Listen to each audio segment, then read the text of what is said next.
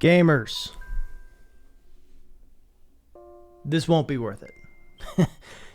Trust me, the next 3 hours of your life could be better spent doing anything. You could do your taxes. Those are due a couple days ago. But if you haven't done them, you really should get on that. I'll be honest with you. You could go outside if that's the sort of thing you like to do. That's the sort of thing you have the energy to do. You could do that, take a little walk, get a little exercise in. You could, watch a movie. Something high art, something that's done well. You could watch YouTube videos, well edited, well crafted. But trust me when I say, whatever bullshit I do for the next 3 to 4 hours, it won't be worth it.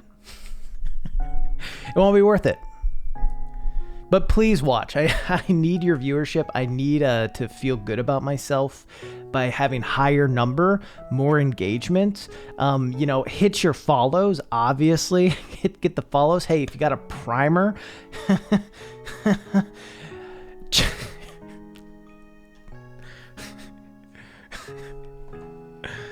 just watch. I'm going to hit 1,000 viewers the day I tell everybody not to watch me.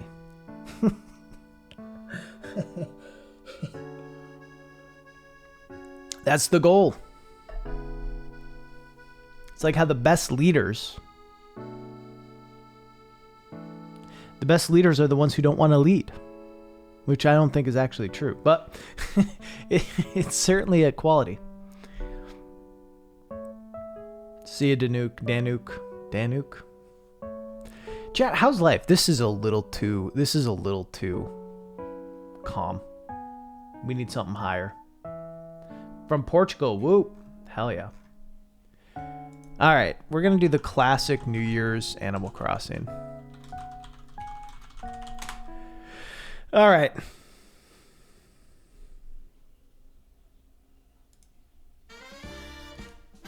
Gamers. Hello. Let's read through. The meaning of life is, I don't know.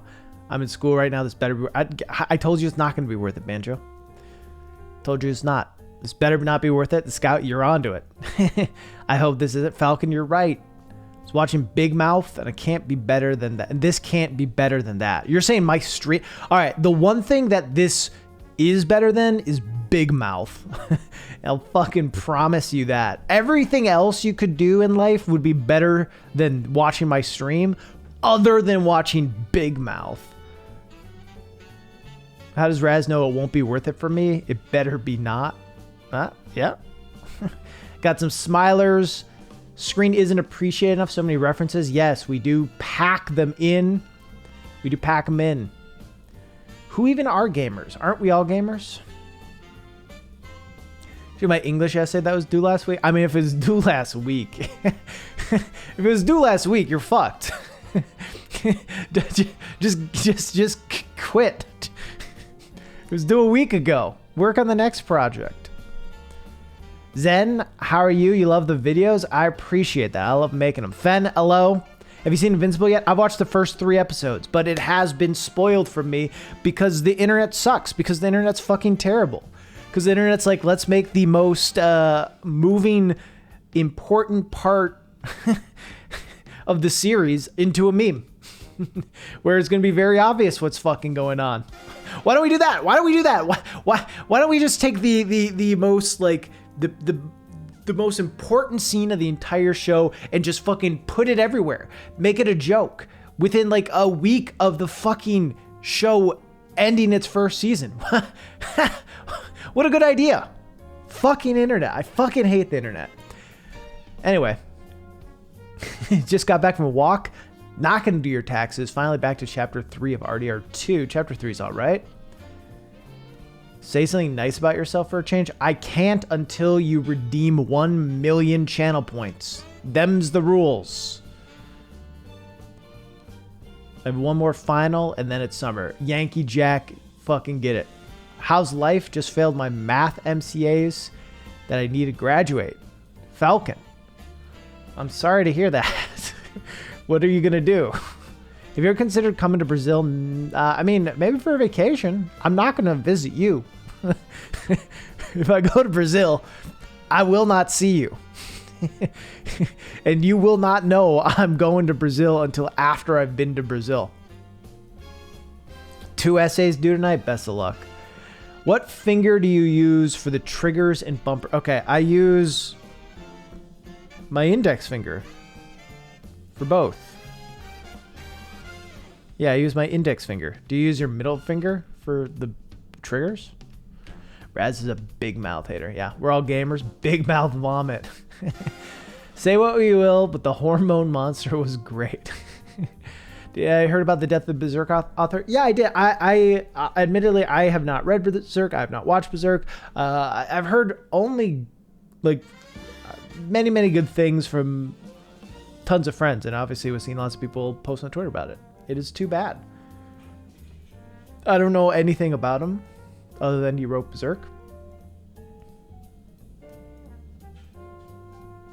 Love that the fandom is just gamers, but we're the good gamers. Average Big Mouth fans not being able to shut the fuck up about Big Mouth because their mouths are too big. Nice, good one. Space Noodle, hello. Planning on watching it? Yeah. Stop working like your notification said. Hope nothing bad happens. What are you talking about? I don't know. I'm so behind chat. I was talking about Invincible. Second Yoshi, hello. Didn't get it spoiled. Yeah, you should watch it. It's pretty cool.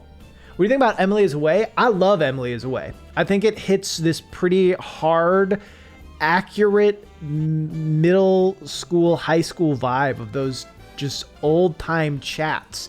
I mean, it was clearly made by someone around my age, as like the things featured, like the AIM feature there is something I'm very familiar with. That was a culture I was immersed in. And it's interesting because that's something like Zoomers really don't know. But yeah, I liked it. Amazon UK advertised that scene. It's just like, what are you doing? Why do that? How are the plans for the villain bracket going? I think I'm going to do it Tuesday. Okay. Let me keep catching it. Howdy, Evan. How you doing? This better not be worth it. I promise you it won't. This better be worth it is what you said. No, I promise you it won't. Have you watched 13 Reasons Why? I watched the first season and then I gave up on it. I think it's I think it's bad. Would you do a quick video about it? No. I don't really do quick videos. Maybe it'll come up in something. Maybe it'll come up in a video. But that's not really how I make videos. You know, of like, here's an Emily is Away video. But if I was talking about like communication or like the immersion in video games, right? If I was going to talk about the most immersive experiences in video games, it would not be about The Last of Us, or I don't know why I picked that as if that's like an immersive game, but it wouldn't be about like the cutting edge first person shooter. It would be about stuff like Emily is Away. It would be about stuff like Before Your Eyes. Actually, that might be a good video idea. So your take on Crosscode? Think about picking up. Yeah, if you have a Game Pass, it's on there. That might be worth it. Stop what you're doing and watch. And then I said it won't be worth it. If I get fired, it's your fault. Yeah. What a long, strange trip. Scarlet, thank you for the sub. 12 months. You are a golden bread. Congrats. You've got the gold bread. How's it feel? Only show I watch is that show you tweeted with the kid coming out as gay using the Among Us reference. Million Little Things?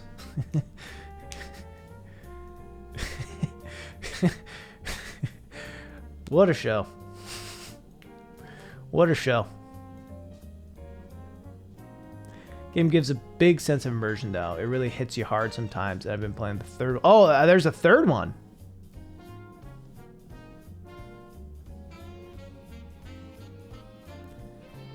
Well, it certainly isn't worth it yet. Scout, I fucking told you. You don't need to comment on it. It's the basis of the stream. Watching streamers is not worth it, ever. Just kidding. Twitch is great. Now give me your money. The third one is Facebook based. Interesting. That'll probably be a little less of my nostalgia, but that's still interesting. I think what I love about Emily is Away and Emily is Away 2, which are the ones I've played, is, so for those who don't know, the way the games work is essentially like the game is you are on an old desktop, right? And you are getting instant messages from different girls. You know, one of them, the first one is Emily. And it's kind of your relationship with Emily, and you're going from a friendship towards kind of having a crush on her, and these things, and the communication from that.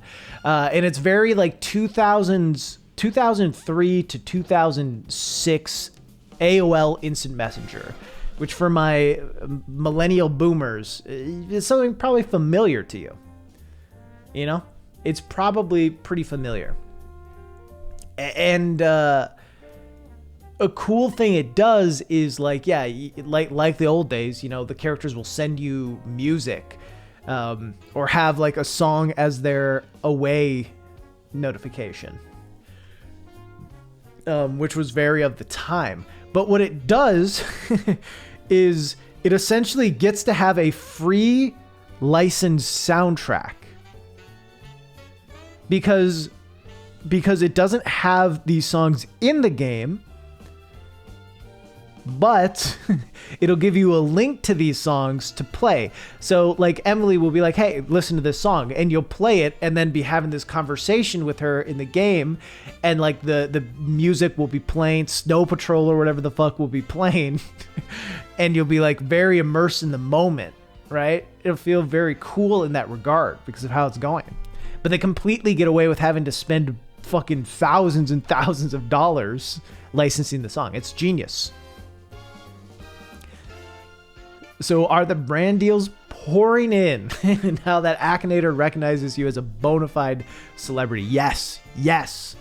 All of them. Just, you know, so many. As you can see, I have 45 viewers right now. What is AOL? AOL is American Online. It was an internet company back in the day. I think it's still around in some capacity. It was the internet. AOL was the internet. That's the main thing. Back in the day, you didn't just plug in an Ethernet cord and boom, boom, you go. You had to log into the internet. And you had to do it through dial-up. You had to plug your computer into your phone shit, your phone line, and then you couldn't be on the phone at the same time as you were on the internet. At least that's what my family thought. So, and to get that, there were programs for it, and AOL was the big one. And then other things came around, and internet changed, and we didn't have dial-up internet anymore.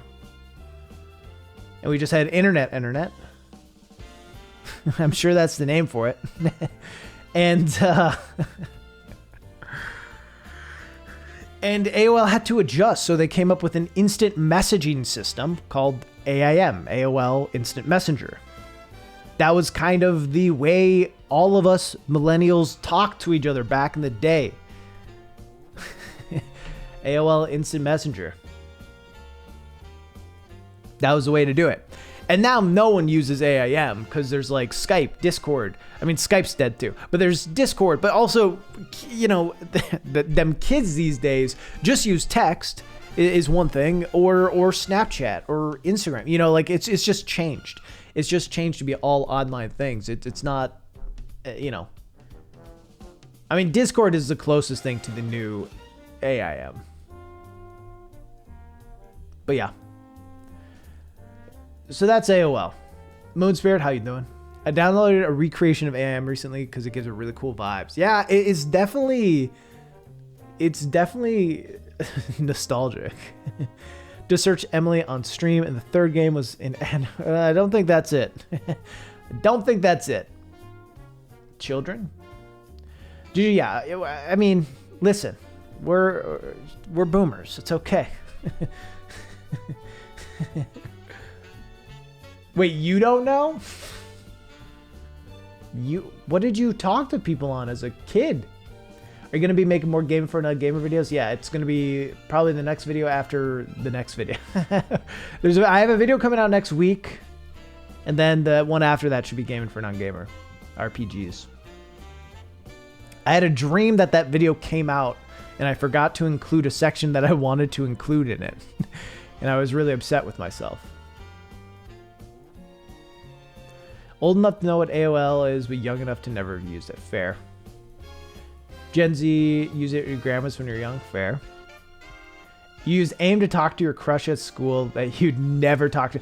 That is the biggest fucking feel in the world. And I don't know if kids are doing this on Snapchat now, you know, of just having like these long conversations and friendships with people that they never talk to in person, just would never talk to in person. But that was AIM.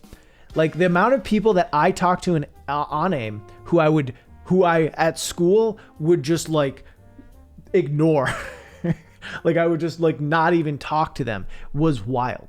There's so many people that I felt like I had, you know, deep, quote unquote, deep conversations with, you know, for a 6th grader that I never would talk to at school.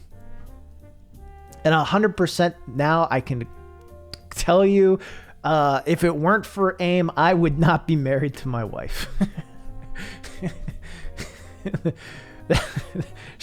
She is an example of a person who I did not talk to at school, but would talk to all the time on AIM. Use floppy disks as a kid. They were still around. True. Do you watch cartoons? No, not really. Not that I have an issue with cartoons. I just don't watch those. Watch some Adventure Time. Doing good, lurking, because another streamer I was at had audio difficulties. Oh, cool. Thank God. Thank God their shit was so fucked up that you came here. Gotta file a complaint. So far, this stream wasn't a waste of time. It is. This is a waste. I promise you. You're wasting your fucking time. You're getting nothing out of this. It's terrible. You ever obsess over your AIM profile? Did you? All the time. Yes, because you wanted to like be yourself, but also like look kind of cool. You know, have something that sounded good. Make sure your away message song was angsty enough to get the point across, but not like too angsty to push people away. Now the stream's not. This isn't. Something can be fun and still not worth it. You know? I have something to do, so I'm going to stop. Thank you, that boy. This hat boy. The shat boy. I made that same joke last time, so I'm running out of content. I don't use Snapchat. It really bothers me that the chat will be erased in 24 hours. The thing that makes me really attached to text is the fact that I can keep them. Fair. Can't keep real conversations IRL, so it's nice. Yeah. Sub friends from 6th grade. We don't actually talk really, just send each other dog shit posts. Fair. It's Timmy. How you doing? Prove that this stream is a waste of time because I feel like I've kind of been scammed. What have you gained from it? Have you made money doing this? Have you gotten anything? Answer is chocolate. Shit. Have you gotten any value from the stream? Having fun because I'm wasting time. See, Juju gets it. Juju gets that this is a waste of time. And that's why it's fun. How are you? I'm alright, I'm mad. It's how I am. I'm fucking pissed. I've had a really annoying day so far. I've spent the last 2 hours trying to get my DualShock 4 controller working with Project 64, and I can't do it. It just doesn't fucking work. No matter what I try, it doesn't work. I tried an older version of Project 64. That was the closest thing to get to work, but then like the older version was just shit. It didn't work as well, so the game didn't run super well. So that's been my day. That's been my day. Just plug it in. Yankee Jack, thank you.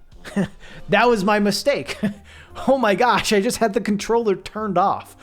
I wasn't even holding a controller. I fucking just was holding a stick that I was like, this is it, right? That was the problem. Never works with your controller. Yeah, I don't know what's best. I don't know what controller's best with it. I just assume an Xbox 360 controller. And that's what I should do, is just get that. Brink of getting a PS5 in Walmart. Hell yeah. Give me one.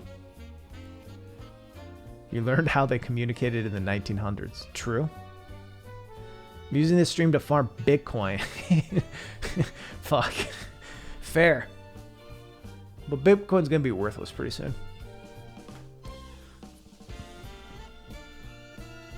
Maybe the real money was the stream we made along the way. True. This isn't worth it. Yeah, that's the fact of the matter. If you're not making money, is it really worth it? Don't use Project 64 then. Sure. Sure. I could try other ones, but when I've tried other ones, they don't work super well in different ways. So I just got mad at it. It's also just like Project 64, I've had work before. Like I had no issue with it for like a year. And then I don't know what happened. I don't know if it was a Windows update or what. But now it just doesn't fucking work.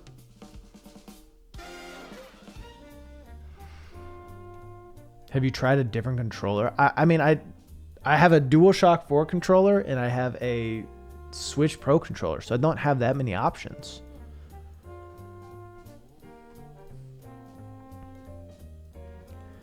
Started with X input and eventually it worked. Yeah, I mean, you know, I'm sure I could keep trying shit. You tried turning it on and off again? I even blew into it.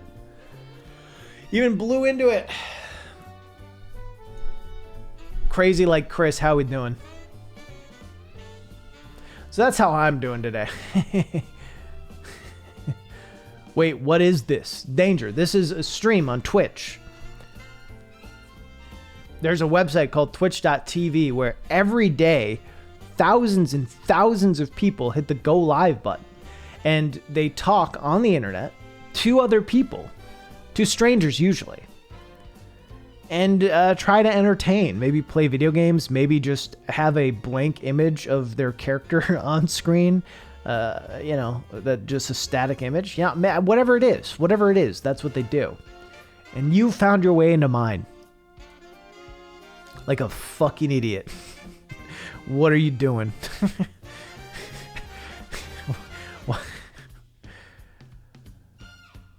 I don't know. I'm being rude. What's your favorite color? Purple. Or blue. Probably blue. Blue and purple.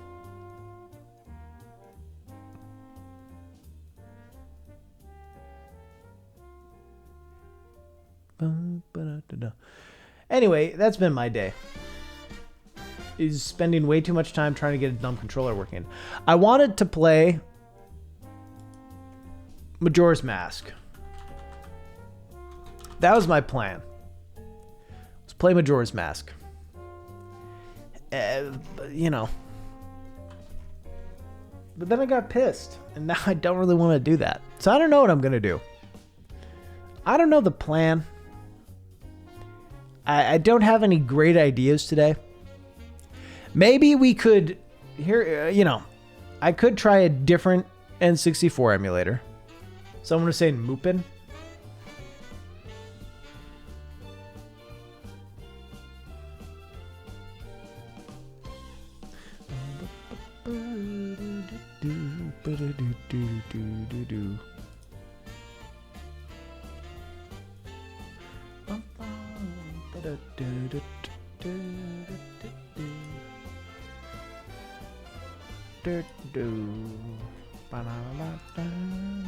Yeah, someone was saying Mupen, so maybe I can try that.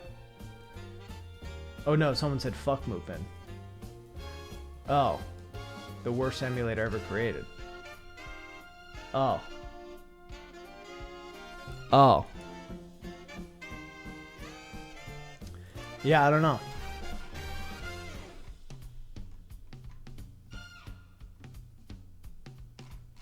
But yeah, I don't know. I don't know the plan yet. It'll. Maybe we can work on the villain bracket together. Pick the top 16. I was thinking maybe I could also play a different video game. Maybe Link's Awakening. I've been wanting to capture that for a little while now. So yeah, I don't know. What do you think, chat? What are your thoughts? I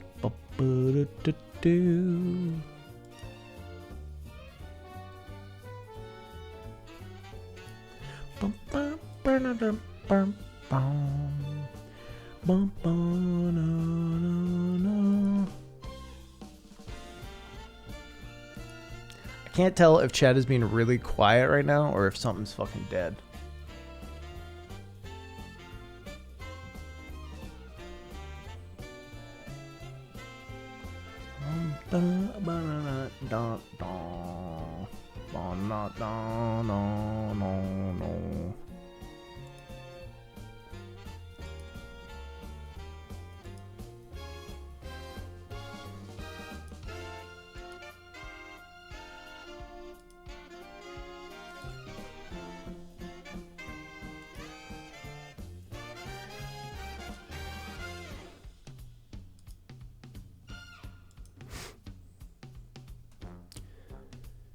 Oh, yeah, what the fuck?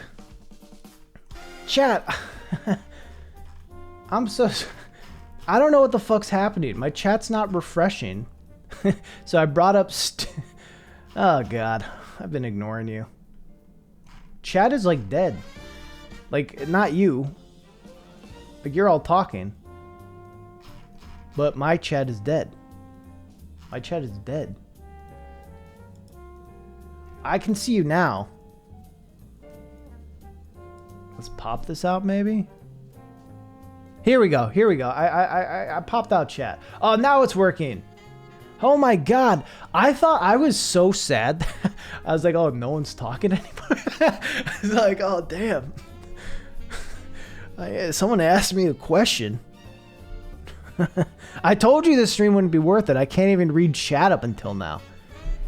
Jesus. All right. Purple, blue, good colors. Yeah, I agree. Your stream chat isn't working. Thank you, Spirit. I know that. How do you know he's not in a hot... I am. Never played Zelda before. Which one should I start with? Chat, what do you think? What do you think?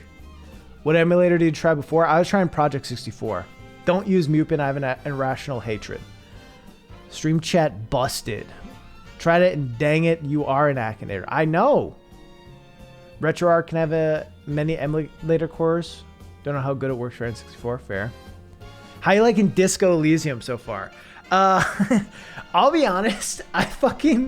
So I built a custom character to start in Disco Elysium. And I only put one in physique. I put one stat point in physique or whatever, just because that seemed like the build I wanted to make, which led to me dying immediately. I fucking took 1 damage from trying to grab my tie and died. I was pretty pissed, to be honest, because I liked my build. But yeah, then I just did one of the pre-made ones because I figured those would be a little better balanced for actual play. So I did that.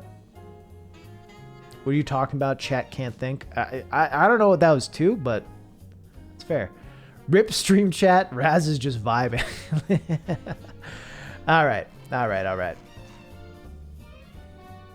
Well, chat's back. That's what matters.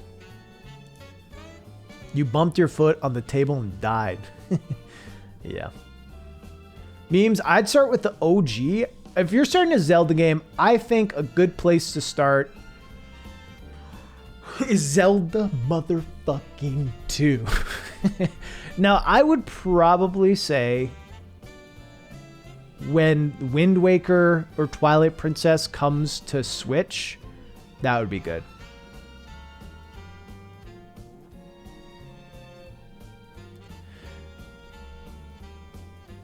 Do you want to play? You want to put the Pokemon Center night theme from? Nope, I don't. I want to play this some more. Worked really well. See, it's not that it doesn't work well. I just can't get my controller to work with it. That was so weird that my chat just fucking died. PS4 5 order can't get requested. Damn you, Walmart. Damn you, scalpers. Damn you, Chip Shorter.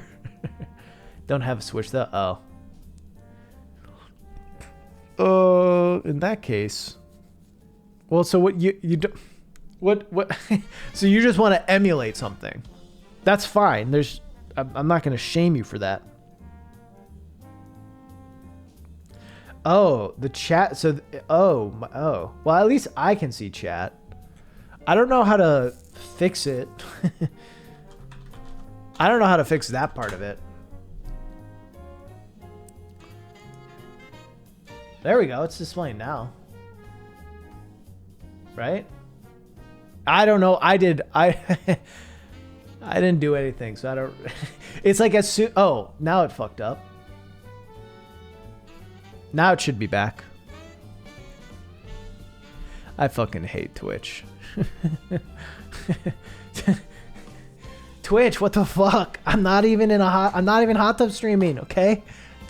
Don't take away my monetization. Don't let me run ads and still take my money. Anyway. Yeah. I just can't get my DualShock 4 controller to work with Project 64. I played Ocarina of Time. I did the same. I played Ocarina a couple months ago. I think there must have been some Windows update that's just messing it up. I mean, I'm in a hot tub, but I'm not in a hot tub, you know?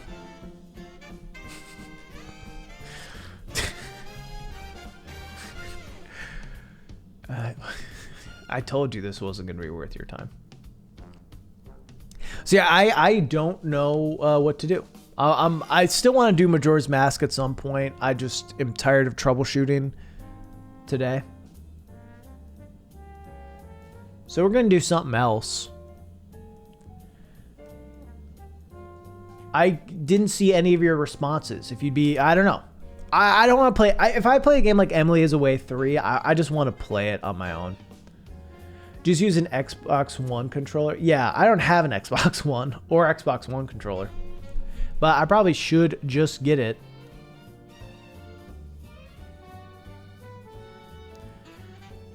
Anyway, if you're going to start with a Zelda game and you don't have any Nintendo consoles, I would probably say...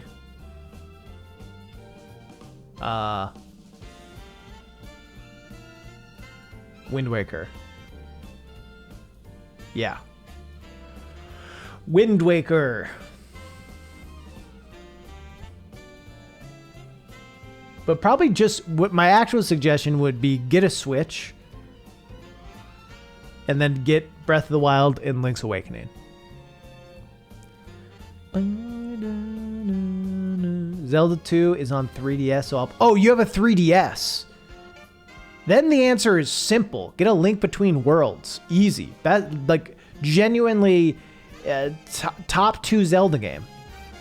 It is Link Between Worlds and Breath of the Wild are the 2 best Zelda games. So if that's what you got, get Link Between Worlds.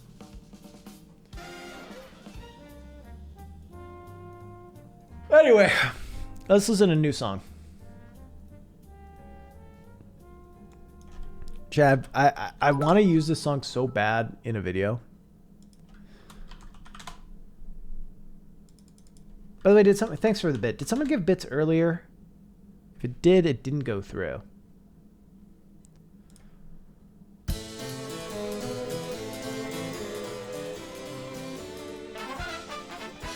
This would just be so hype to have in a video. I don't know the context. But I can imagine the vibe of the video. Spirit, thank you for the bits earlier as well.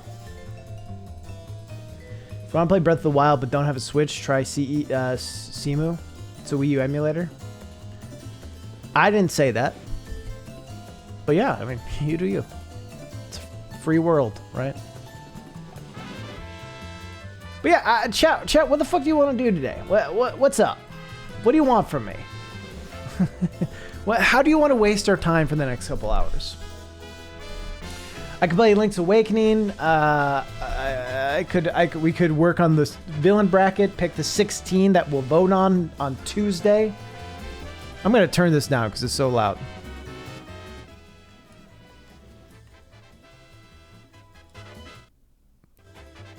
I could play RE8. I've already beaten it, but if you'd want to watch me play it again. Walmart's pissing me off. Well, it's Walmart.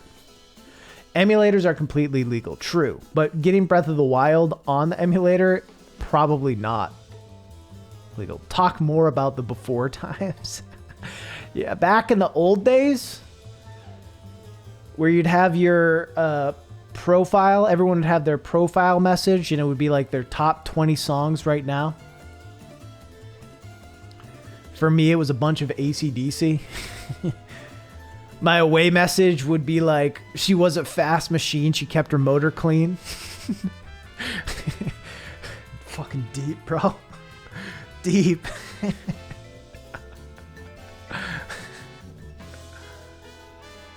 Just dumped your legal Wii U copy. Easy and legal. True. True and fair. Gotta go study for an exam and then a week to study all my finals. Spirit, best of luck with all that. Work hard. It's a lot of songs to choose. Yeah, but that's because at the time, MTV would have like their top 20 each week. So you had to emulate that shit.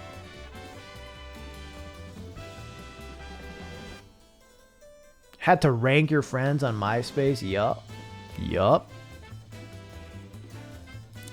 Rewatch some of your videos lately. Thank you. In the one about crafting, you use footage of Monster Hunter. Did you play that? I played a little Monster Hunter. Enough to know the systems. But Isaac, they edited it, has. So I've not played a lot of it, but the editor had. So that's how it goes. What's MySpace? MySpace used to not be super music themed though. Music was always a component of it, but it wasn't like the heart of it necessarily until they realized that their competition was doing everything else other than music better. I like that song. All right.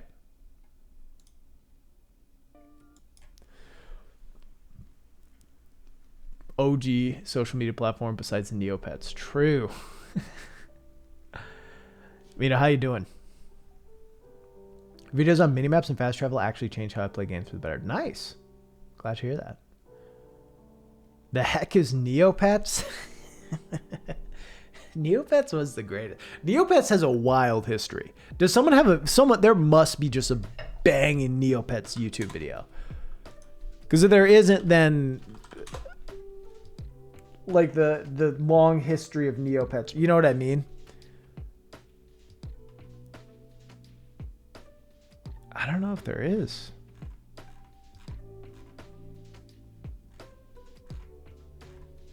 Because Neopets has been bought and sold. Wasn't it like a part of a cult at one time or some shit like that? Neopets is how I learned HTML and stocks. Hell yeah.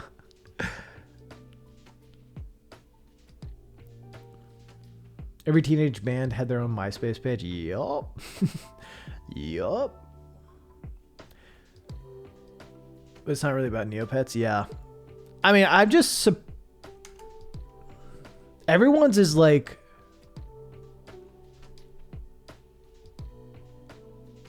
Neopets is still around? Honestly, that is a banging video.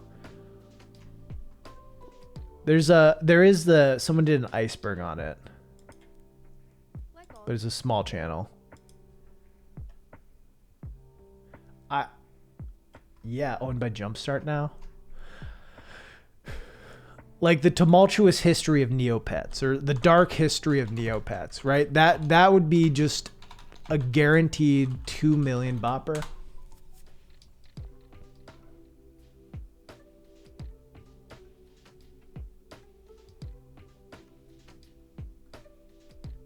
Easy.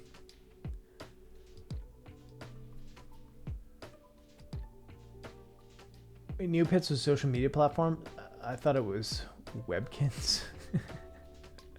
Never heard about Neopets. Really like Billiam? Yeah. Pretty sure I've seen it. It seems like it should be a vid. Seems like it. I don't know.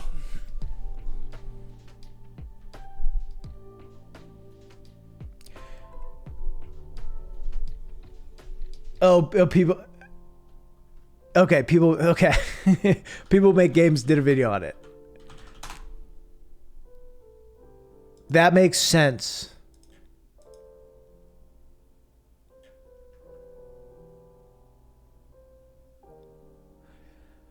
Yeah. That sounds right. How Neopets was sold to Scientologists. The only issue... Alright, I love People Make Games. A good channel. The thumbnail is not baity enough. It's nice in an artsy way. But I don't think it's baity enough to... It did well, especially for the size of the channel. I don't think it's baity enough.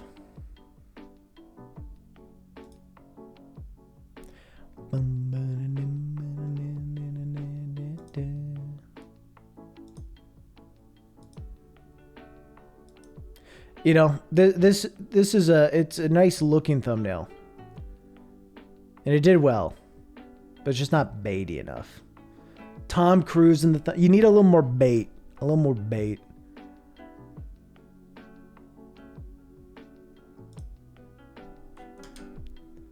$1 for 3 months of Game Pass, and y'all gotta do is make a new Microsoft account. Easy shit. So who was the phone? I don't...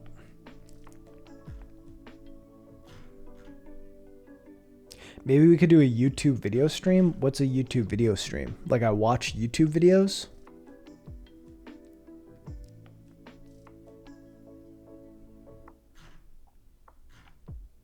So you just want me to completely jack other people's content? Just a react Andy? I don't know what to react to. And I feel like without a face cam to pog at, what's the value of React Andy? And what should I react Andy to? That big house? You know what I mean? Like, what do you even react Andy to?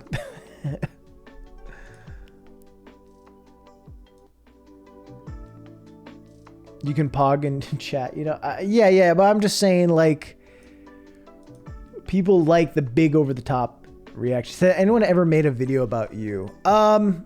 Someone made a video responding to my Gaming for Non-Gamer video. I think someone did one to the Color Corruption one too. I think those are really the only two that I've seen. But, you know, there's not necessarily like about me. They're just watching my videos. The one on Gaming for Non-Gamer has a lot of pauses and, you know, interjections, which is good. That's good because it's like adding more. The other one, it was just kind of watching my video. Just watch the video. No one is responding to my video, so I'll do it myself. This Rasputin guy has a really dumb fucking point. I feel like a how to make a Rasputin video. Yeah. Step 1, make a Jacob Geller video. Step 2, how to make a Jacob Geller video. Now, I've figured it out. My channel is where Mark Brown meets Jacob Geller. That is the Rasputin brand. I am the bridge between Jacob and Mark. And that is Rasputin.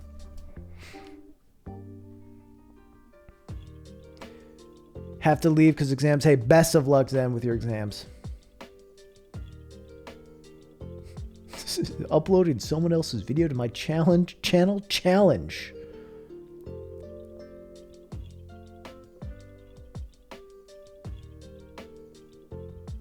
I verb noun. That's how sentences often work.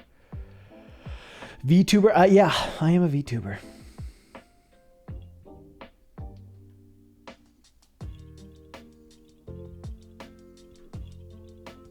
Funner. Should be writing case study, but this is funner. Yeah. That's fair. But this is not worth your time. I promise. Yeah, no, I think that's kind of my brand. My brand is kind of the, because Jacob doesn't talk about game design and Mark doesn't talk about feelings. I talk about game design and feelings. He's done it. He's made it. Cummy wummy. Hey, Dees. How you doing? Do a face reveal, but it's just a VTuber vid with Bay. So I filmed and edited a brand, the brand deal for the next video I have.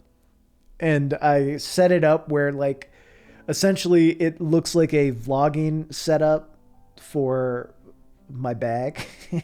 So it's like a shot from behind the computer, you know, the long room shot, the microphone in there. And to get good light, I had to open my window all the way to get a bunch of natural light. So here's me hiding under my desk, holding up the bag, like moving it in, trying to move it as best I can in sync with my pre-recorded audio. With my pre-recorded audio. And like, I stand up and just realize I can see inside of all of my neighbors' windows, which means that all of them can see inside of my window of me just hiding under the fucking desk, moving a paper bag puppet up and down. It's just, this is the job. It's my fucking life.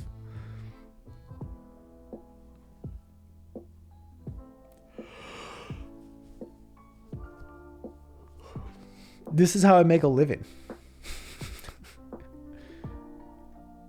It's definitely something.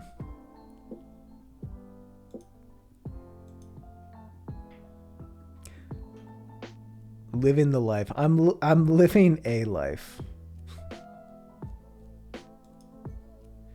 Am I tired? Oh, you're tired? I'm not that tired. I'm tired of this bullshit. I think it's just that I changed the song to something calmer opposed to the more high energy stuff it was before. Updog. How's Updog?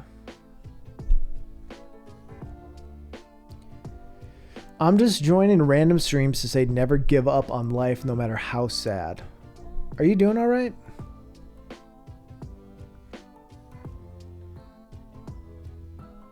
No, I said how's up, dog. Fell.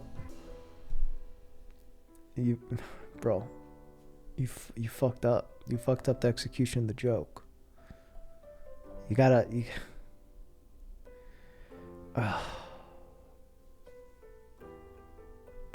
Everybody's asking what's up, dog. No one asking why is up, dog. Or who is up, dog. You're kinda, you know. Hey, thanks for stopping by.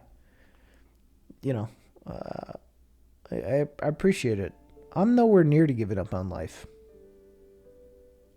My life's pretty decent. I'm making a living. I make a living talking on the internet. So I'm all right. How is the up dog? Evaluate the extent of the up dog. For what reason is up dog? Where is up dog? What is up dog? Not much, Nixus. How about you?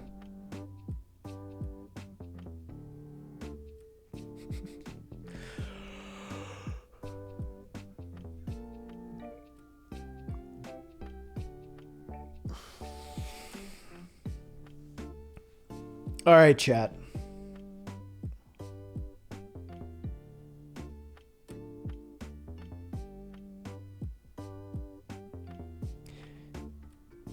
If you had to get rid of one sense, what sense would you yeet?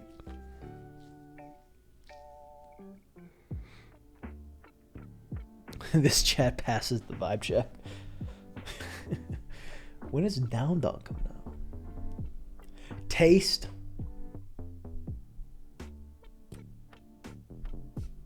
Smell. If you were to calculate the volume of the Earth and divide by the volume of the Moon, explain by what means up dog. Smell, getting a lot of smell, sense of temperature. Sense of temperature, I'm not counting that as a sense. We're talking about your main 5 senses, right? Touch, smell, taste, sight, hear. Sight, live hard mode. When smell, you can't taste, I think. Interesting. I feel like you could still taste. It'd probably just be different. Your 6th sense. Fuck. Raffle got me! No! But also, though, why would you get rid of your 6th sense? If you could talk to ghosts and kind of sense shit with the 6th sense, why would you get rid of that? Who needs smell when you can talk to ghosts? That's so much more valuable. What a dumb thing to do, Raffle.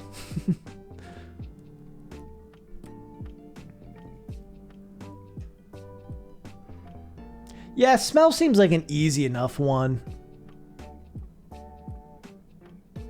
Taste, maybe.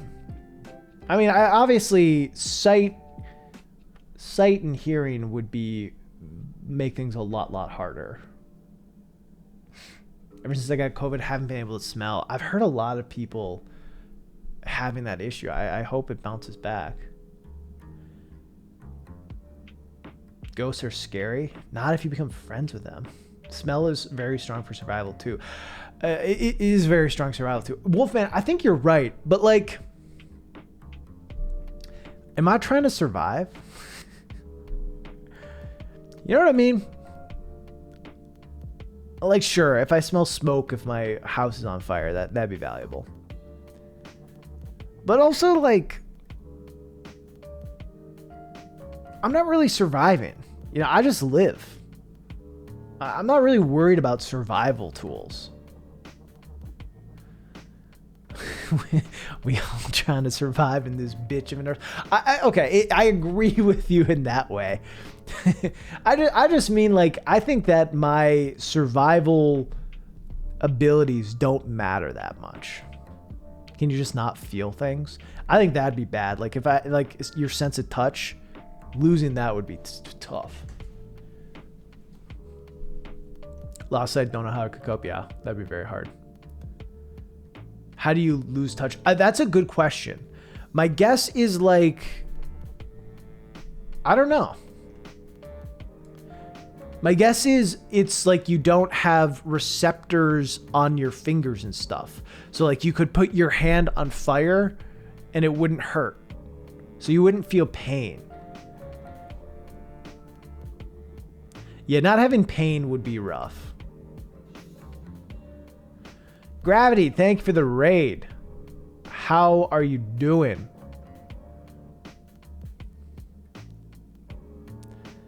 We're just talking about life.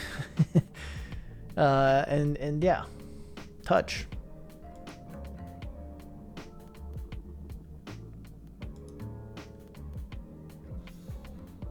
Hello, Torments.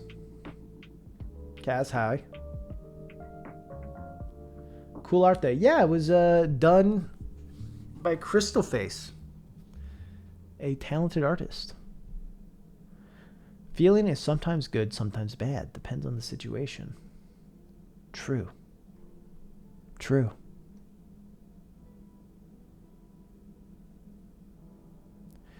I think normally you want feeling, though. Normally, that's probably good. And there's just a lot of extra stuff that would be kind of tough with it. We're talking physical feelings. Yeah, physical feelings. Lose your common sense? Never had any, Scout.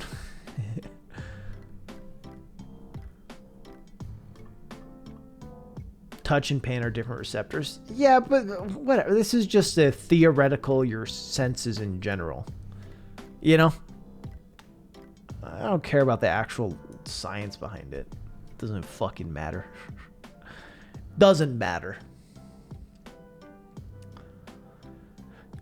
Boom, boom.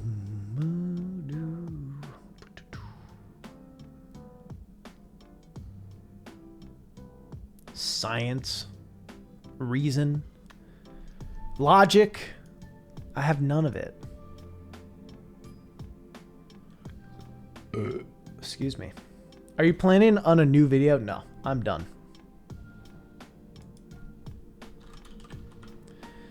Retiring. This is my last stream.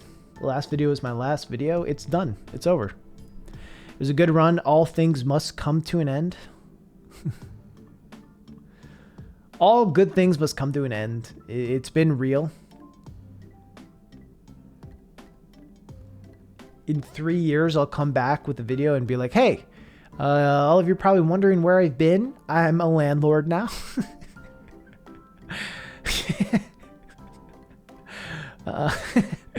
Yeah, I have a new video. A new video will be out in like a week.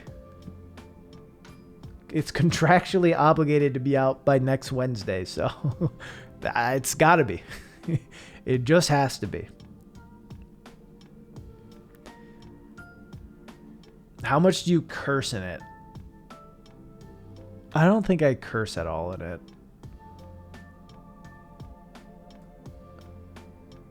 Can I fast travel again? Where have I been? I wanted to see what gaming was like for aliens. Welcome to space.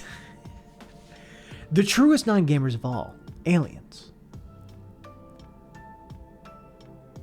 Yeah, I mean, I try to have a video out every month. Who are you and what did you do with Rasputin? Listen, here's the thing. Akinator doesn't think I cuss. Akinator only knows me by someone who doesn't curse a lot. So I don't curse then. I can't. If Akinator, if I'm on Akinator and the path there is saying it doesn't swear much, then, you know. So Akinator replaced you. Well, no, Akinator just improved me. I am becoming the content creator that Akinator wants me to be. Which is why I'm going to tell you now. Under the bag, cat themed. Akinator wanted me to be a furry, so listen. I don't make the rules.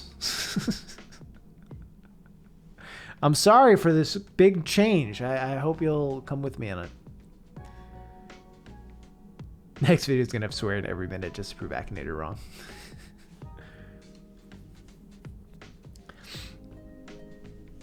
I will say, I don't know. I do kind of want to take like a month off at some point, but I also don't want to not release a video in a month. But I certainly feel like I could use a little time to regroup with video stuff. But I don't know. It's always tough. I think it's mostly that I have a few big ideas, like of big videos, and with trying to get a video out every month, it's hard to do those. You know? It's hard to have time to work on those. I'm also, I don't know. I've just been busy is the other thing. Is I'm trying to improve streaming stuff. I'm trying to not necessarily stream a little more, but work on some side stuff with the streaming. I talk about this too much, so I'm sorry to do it again. Working on Once Upon a Roll, bringing that back, and then the main channel. So I've just been juggling a lot, which has been exciting, but exhausting. Well, first time here, what's up? Just hanging. Just hanging. Talking shit. Was going to try to play Majora's Mask today, but not going to happen at this point. But yeah. Take a break. We'll still be here. I appreciate that. You won't though.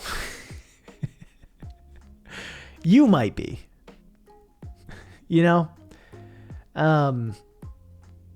But unfortunately, in the grand scheme of things, it's pretty hard to predict what actually would happen. Any tips on writing scripts? Yeah, so I'm working on cutting it down.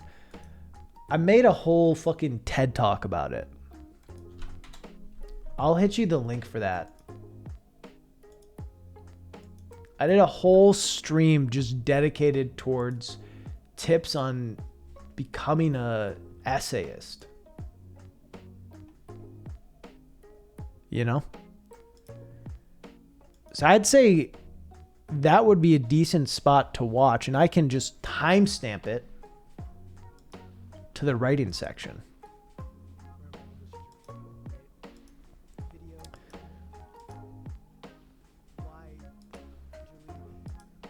Sorry. All right.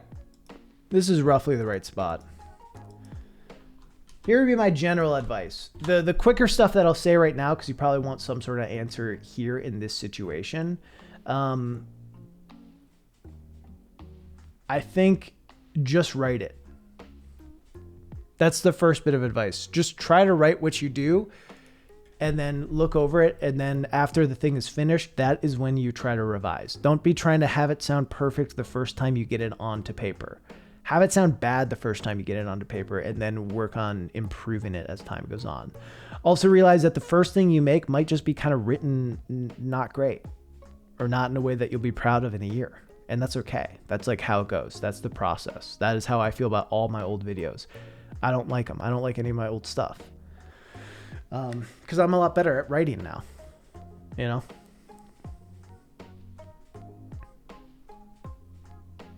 Watch essayists who you like. Don't just copy them exactly, but consider what they do well and try to emulate it. That would be kind of my quick tips. And then, yeah, watch that. And there's some other stuff. You can try introducing an easier to make series of videos you can throw on when you need a bit more time. Yeah, I mean, that's certainly a thought. I mean, I hope everything's okay. Everything's great, but things in my life are great right now. I think it's just that I'm trying to extend a lot of opportunities and maybe trying maybe a little too much at once. But but I think once stuff gets moving and I have a better idea of everything, then that'll be cool. Won't be necessary. I can speak good. Any essays I make now would just be repeating what others have said. I'm just thinking of ideas that would be more unique. Yeah, I don't know. I think there's always your perspective to something. You know? That's interesting. Do you have any aspirations or stretch goals for your channel? So right now, what I'm trying to experiment with is like widening myself to be other things than just video essays. I've been streaming to like mixed success. I think as far as like a hobby stream, this stream has been super successful. It's like a lot of fun. Every stream is fun. Chat, the people who come a lot are super fun to chill with and goof off with. As a hobby stream, it's successful. As like a business thing, it is not. And I want to see if I can keep the hobby feel alive while also having like, you know,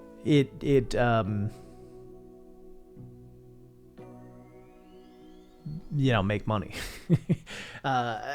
Cause I've been trying to stream, like I put a fair bit of time into streaming,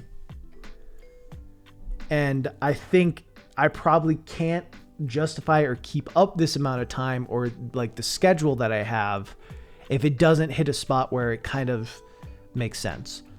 You know, I think if I can, you know, so I want to test some things to see if I can hit like keeping the same vibe while having it be a little more financially viable to like have it be part of my schedule.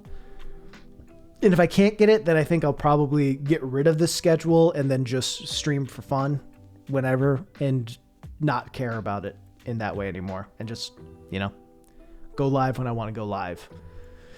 And sometimes that might be 3 or 4 times a week. And sometimes it might be 0. It's just all going to be what makes sense. Trying to stay the same, but be more efficient. Yeah. I mean, my big thing is I think the vibe here is really good. We're just chilling. I think it's a chill vibe. I think it's fun. I think we do a lot of fun stuff, whether it be challenges or the different kind of just chatting ideas that we've done. I think it's always a lot of fun. I think I just got to find a way to get other people to see it. And if it can hit that point where more people are seeing it, because it's what I realized is you only have so many hours in a week. There's only 168? Is that the number? I remember I learned this at my college. So I think I usually put about 12 hours into just pure streaming, and on times that my stream is most successful, it's probably like a 3 to 4 hours of some sort of prep, like outside of stream, to come up with some interesting just chatting ideas. So that ends up being like 16 hours a week, which takes away from other time, which isn't like crazy, but then when it's like all these hours that go to other things, it just can be hard. So I think what I'm trying to figure out now is experiment with a few things to try to expand the stream. And if that works, great. And if it doesn't work, that's fine too. And it'll probably just be a less regimented, less consistent stream. So that's one thing I want to see if I can expand the stream some. Another thing that I want to do is I'm relaunching my podcast, Once Upon a Roll, which is like generally like my favorite thing I make. I love Once Upon a Roll so much. And yeah, so I'm relaunching that. And honestly, that's kind of the same thing. Is I'm going to launch it out, put some more episodes, and relaunch the Patreon with that. And if there's a lot of interest and it can essentially make enough money to produce itself, which I don't know the exact amount, but I think it'll probably be around like if you can make like $300 to $400 a month on Patreon, I can produce 1 episode a month. And then if it's like 600 to 800, I'll be able to do 2. And then when it gets beyond that, it changes a bit, because if I have to record something like every single week, that takes up a lot more of my time. So the numbers would be a little different, but that's the general thing. So yeah, I'm going to be relaunching that. And yeah, if the interest is there, then I'll keep doing it. And I'd love that. I love Once Upon a Roll, so I'd love to do more of it. So that's another part of my plan. Those are kind of like the 2 things I'm working on right now to like test the waters, see where the interest is at. And if the interest isn't there, cool, move on to something else. And if it is there, cool, keep doing the fun thing I do, So yeah. That's kind of like the feeling right now of the things I'm trying to accomplish, is like main channel stuff staying pretty much like it is. I do have some bigger projects I want to work on, like a big Hollow Knight video. So we'll see, we'll see. And yeah, I think I have other things too. I would love to make a board game. I have a bunch of board game ideas. I would love to make a board game, and I don't know. I mean, I don't know for sure I'd get it funded or get it made, but I do have a pretty substantial chunk of people that if I had a realistic goal for how big the thing would be, I feel like it could get funded. I feel like that could get funded. Have you tried making your own game? No. I mean, not like a video game. Stream is a fickle career style. Yeah, you can go a few years with few viewers and then one day, boom. Yeah, for sure. Play the Rasputin board game. I think I have some good board game ideas. I'm not going to say them here. Not that I think any of you will take them, but I just want to keep it close to the chest before, announcing too much. I've not made a prototype as a proof of concept. I've just been busy with job stuff. If you had unlimited funding to make a video game, what top 3 game mechanics would you want in it? If I could make a video game, what video game would I want to make? I mean, so I love like the indie game approach of just like making old Nintendo games, but better. Right? Like, or just old games, but better. I think Hollow Knight is a better Super Metroid. I think Crosscode has got that like a spirit of mana or whatever. Is that what the game's even fucking called?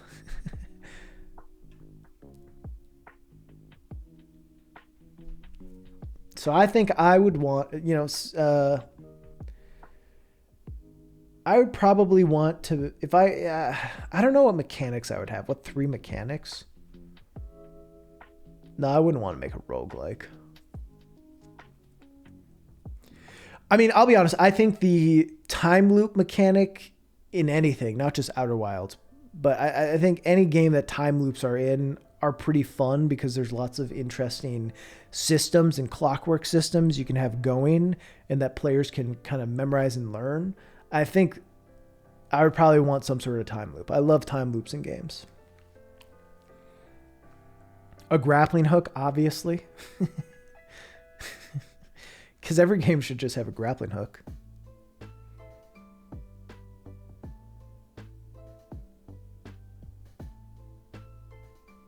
And then third thing. Yeah, we can throw in wall running. Have no barriers other than player knowledge, yeah. But does replayability matter? Should replayability be how we talk about games or care about games? Yeah, sure. At 100 million, I'll do a face reveal. Big Mario Odyssey, but good. Only Joseph could do that. Not necessarily, yeah. I think you would like Returnal if those are 3 characteristics.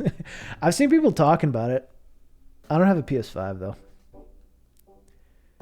Is Outer Wilds a roguelike, though? I do not think Outer Wilds is a roguelike. If you really want to stretch it, you could categorize it as one.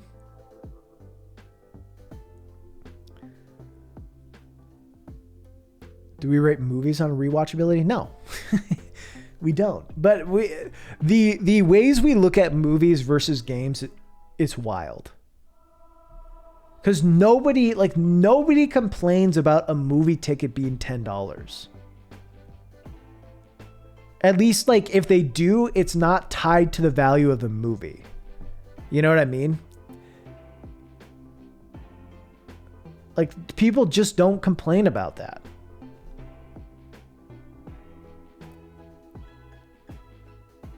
What kind of setting would your game be?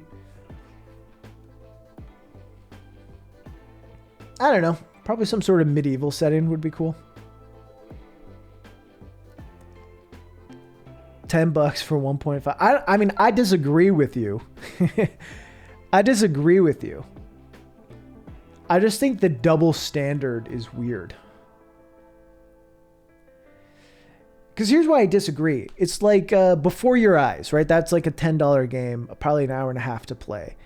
Like, yes, it was an hour and a half for $10 of enjoyment, which, like, I've spent way more than $10 on an hour and a half of enjoyment for a thing. But it's also like I've thought about it every day since I played it. I've probably thought about it for at least 5 hours since. You know what I mean? Like, sometimes you're paying for, like, the reverberations of an experience. I mean, Jacob made a really good video about it, like writing, like the future of writing on games. Of that idea, of like the value you get something. No, I know. I'm saying I disagree with $10 for a movie ticket for an hour and a half movie being not worth it. I disagree with that. And then I was just moving it into video games as well. Because when it's a movie, like you have the experience of the theater, nice chairs, air conditioned. It's just a different experience. Now, what I will complain about is how expensive popcorn is and water is at movies. What the fuck? What the fuck? How are you going to charge me that fucking much? Damn. I hate public theaters. I love public theaters. I love the movie theater. Do you play any mobile games? No, I played some Mario Runner for a while. Mario Run, classic, 10 out of 10. Replayability is more just happenstance. Yeah, that's how I feel. I'm on board with you. You also can't bring your own. I mean, you can. You're not supposed to. I don't like the idea of 50 people in a room breathing. I mean, with COVID, sure. Didn't really bother me before. Theaters make next to nothing from ticket sales. You think so? I really don't know the economics of it. Replayability matters in the sense that if you do it right, you can greatly enhance the amount of enjoyment you get out of it. But sometimes the best experience is one you only have once. Yeah, that's fair. Mario runs from taxes. He would never. That's Yoshi's job.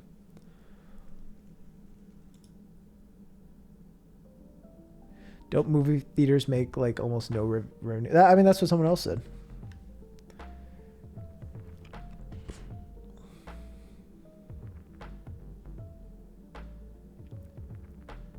I feel like it's time to move past comparing games to movies. They've proven that games are their own medium with completely different purposes. I mean, sure. I do think, though, when we're talking about like people doing value propositions on if something is worth their time, there's a weird double standard for like movies to games. And I think that's a fair comparison. If I have a friend who's a film major, don't personally know. Yeah, that's interesting. Do you have a game which is like a guilty pleasure? Kind of like the Far Cry series, even though they're all the same. So, not to sound douchey, I think I'm trying to eliminate guilty pleasure from my vocabulary, but I'm sure I haven't, and I'm sure I fully won't. I think I know what you mean, of like games that like you think kind of are bad in some ways or have elements of being bad. See, Minnow. But like are fine. But like you like it playing anyway.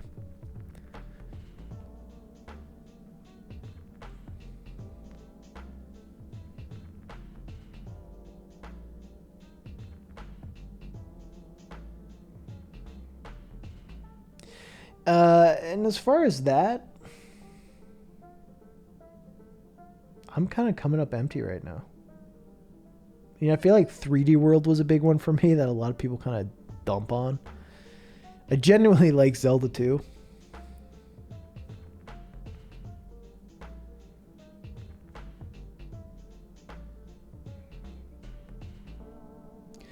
Why don't we compare it to a streaming service, say Netflix? Because like, I mean, because it's really complicated, this.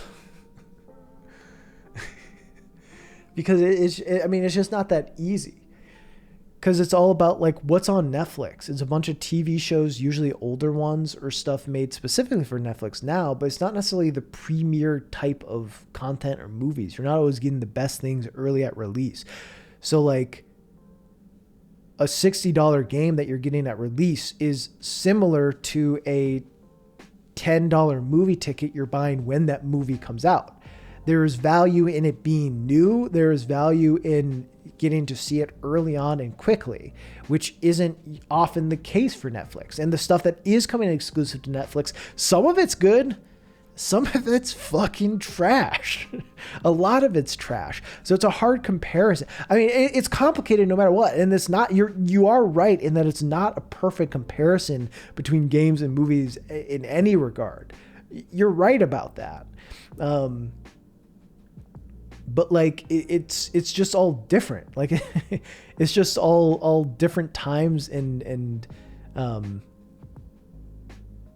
the reason I compare a new game release to a new movie release is because there's that kind of exclusivity to it. I get it's not perfect, but I think if you're fine paying $10 to watch an hour and a half movie, then I don't know why you're complaining. Not you specifically, but I don't know why people would complain about Resident Evil 8 being 10 hours for one playthrough. That's my point.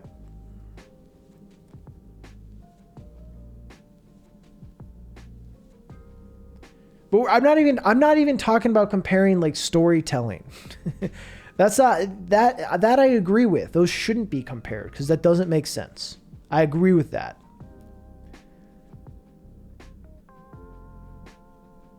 You shouldn't compare storytelling because games are way more like plays. Games are more like plays than movies.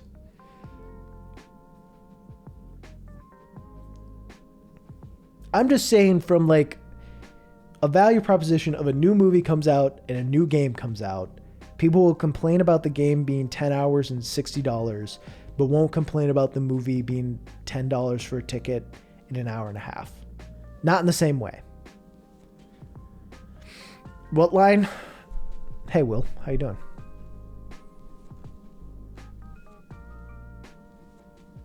Fun does not equal quality. That is big true too. In fact, a lot of times fun does not equal quality. Think about this. Think about Balan Wonderland. I keep bringing it up and I don't know fucking shit about it. People love shitting on that game. People love talking about it. People love watching videos on it. And everyone fucking hates the game.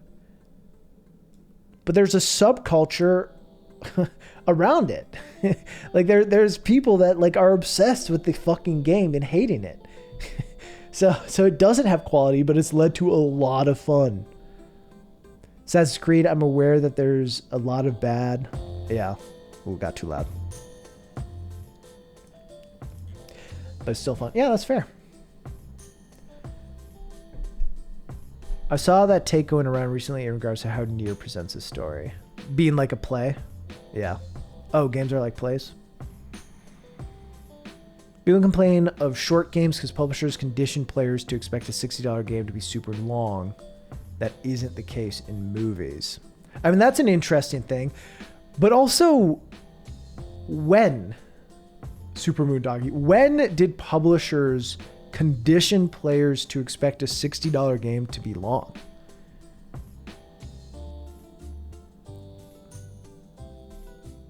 Would you watch a $10 movie for $60? It was a really good movie. My point is, I think like it doesn't matter how much something costs and it doesn't matter how long it is. It matters like how you enjoyed it. And maybe it only being 3 hours inexpensive isn't enough for you to enjoy it. And that's fine. That's fine. If you play for 3 hours and feel like, oh, I spent a lot on this and I'm not even thinking about it afterwards, that's fine. That's an element of it. But like sometimes it's not that. It's not that like it missed its potential by not being long enough. It's just that they saw it had a 3-hour runtime and decided not to play it. You know, or something like that.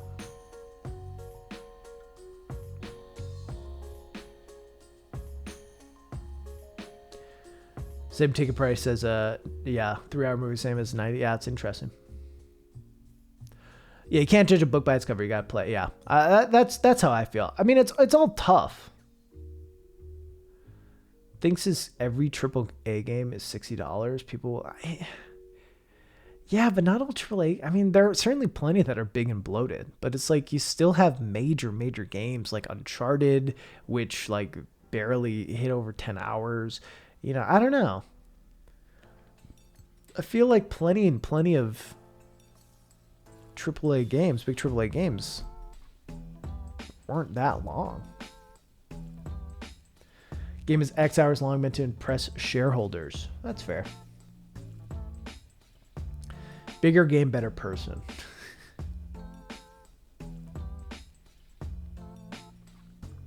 I mean, I do agree that there is a push, especially recently from AAA publishers, bigger worlds, right? Like that's the craze. Like make your world as big as fucking possible.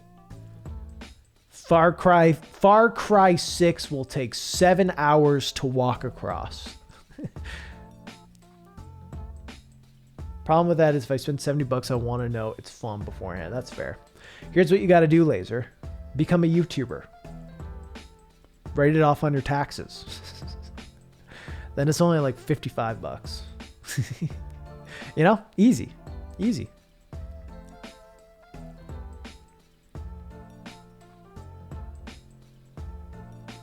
Spend way more than $60 on board tabletop games. Oh yeah, I mean, on D&D alone, let me look over. I have the Player's Handbook. I have Xanathar's Guide to Everything. I have Bolo's Guide to Monster. I have Tales of the Yawning Portal. I have Mordenkainen's Tome of Phones. I have the Monster Manual. I have the DM's Guide. I have Tome of Beasts, a thing made by Cold Pulled Press. I have 8 books to help me play Dungeons and Dragons. I have the Teldore campaign setting. I have the Strongholds and Followers from Echo. Like I have 10 books to help me with D&D. Many of which I don't use, but it's fun to have and read through, and a lot of those were gifts, in fairness, you know.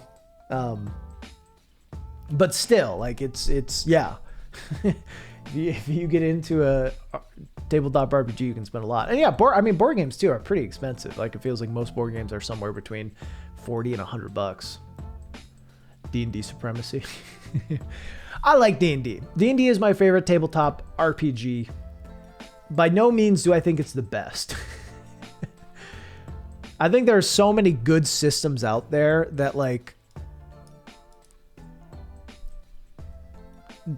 D&D is the character Mario, not the game's Mario, but maybe also kind of the game Mario, but no, the character Mario. D&D is the character Mario of tabletop RPGs.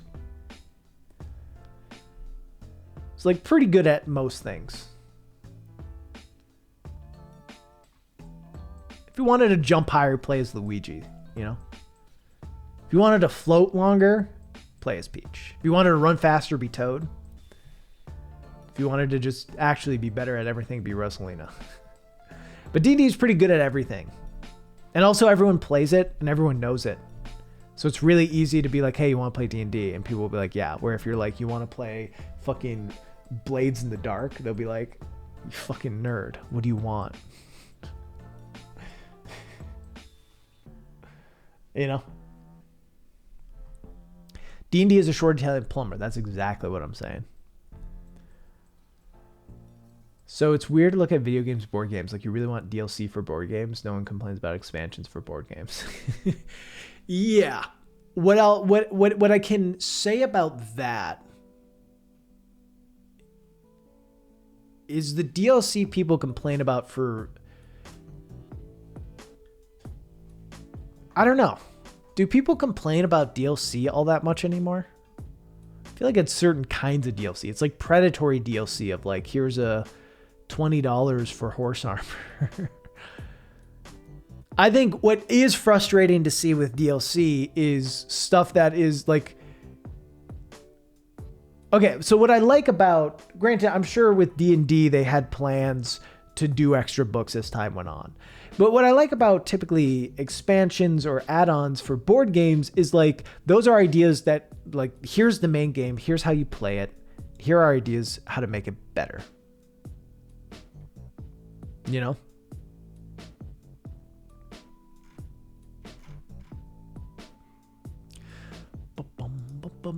So it's not like the same sort of thing with video game DLC where it's like this should have maybe just been in the base game.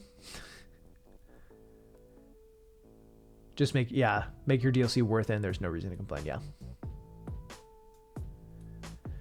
Wonder what percentage of people buy DLCs in play. I mean, usually if I get a DLC, I'll beat it. I don't know what you mean. Like to completion, like 100% everything?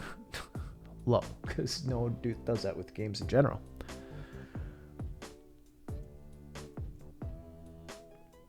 I own so many board games I've never played. I mean, I own so many video games I've never played too. Hey, if you're driving and trying to figure out what's going on, looking at chat, fucking turn off. Okay, you're not driving yourself. Should have looked at that first. Ooh.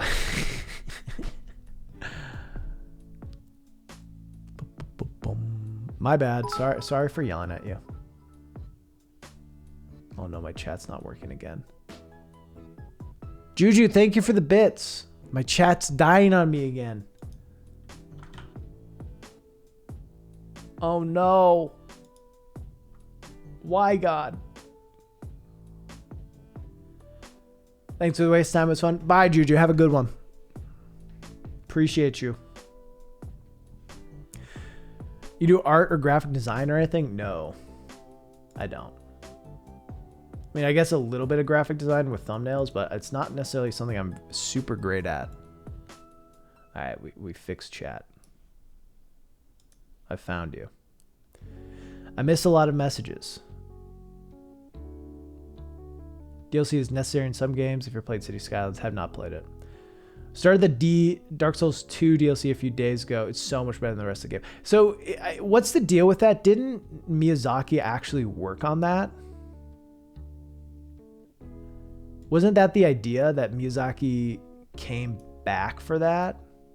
Like he didn't work on the rest of the game, but did the DLC? Am I capping?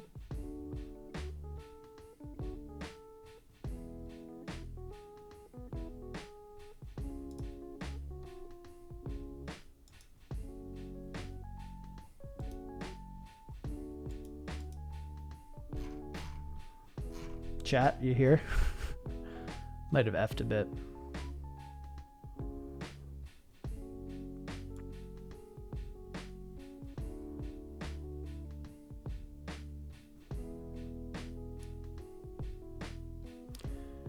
Oh, God. Chat, y'all here? How we doing? Can you hear me?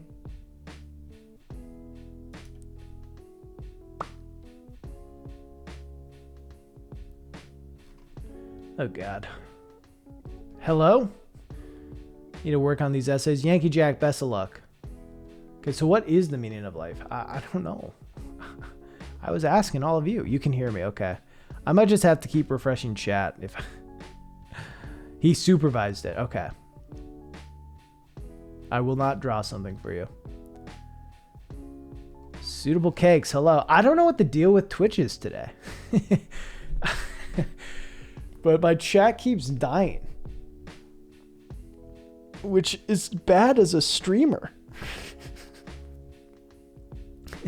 when you're just trying to stream. Chat, would you be interested in watching me replay Dark Souls 3? It's been years since I played it. I want to see if I like it. Because I liked it. Oh, yeah. It is chocolate. Chocolate is the answer. DS3 Pog. That might be a future stream. Why the name Rasputin? Yeah. That's a good question. Because I like it. I played a game called Psychonauts when I was younger, and the main character in that is named Rasputin. They call him Raz. And I liked it. I mean, I think the character is meant to be named after Grigory Rasputin. Which, yeah, I don't know. I just like the sound of it.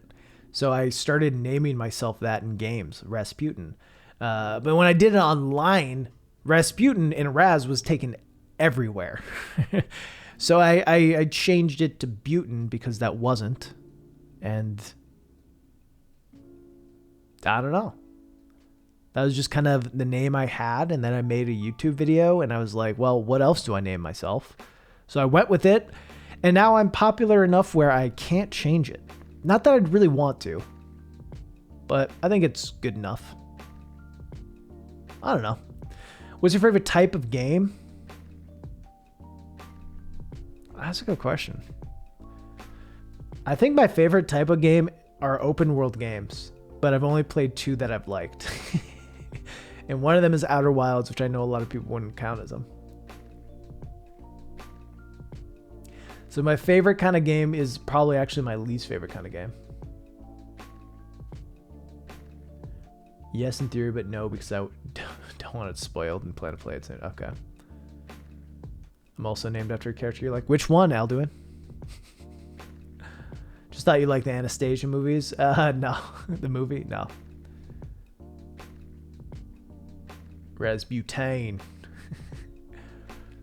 Oh, it worked out in the end. Psychonauts 2. Yeah. Did you play Outer Wilds? Yeah. Yes. There's a picture of it. I'm the Outer Wilds guy. What do you mean? Can you call Outer Wilds open world? Yes, I just did. Yeah, I know. I can't. I can try to log on to Streamlabs. Maybe that'll fix it.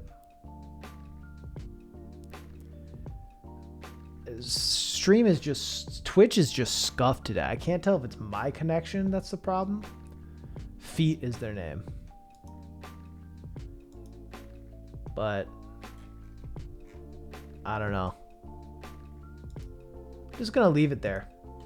Just have a little box. Yeah, but I think Outer Wilds, yeah, it's the most open world game I can think of. It's like, what do you consider an open world game is the issue. You know?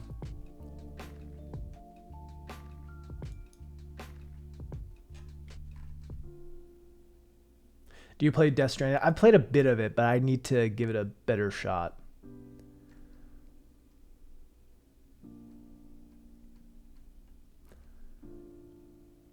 Frame rate on console is intolerable. I believe that. That's the thing. It's coming on Switch, and I'm like, ugh, glad that it'll be on Switch so people on Switch can play it. But it's also like, don't play it on Switch.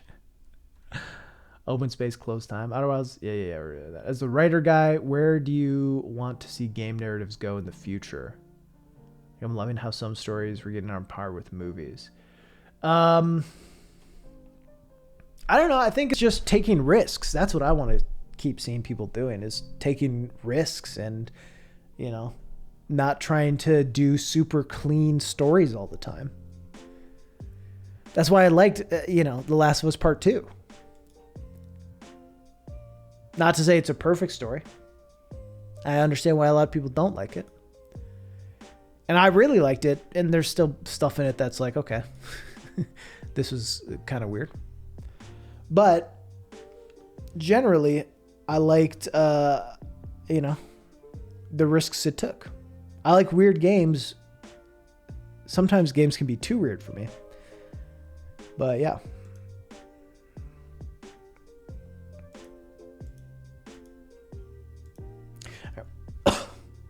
We'll get rid of the chat boxes. It's not working. Are you mostly playing single player games? Yeah, that's definitely what I lean towards. Definitely what I lean towards. Oh, fuck. Sorry.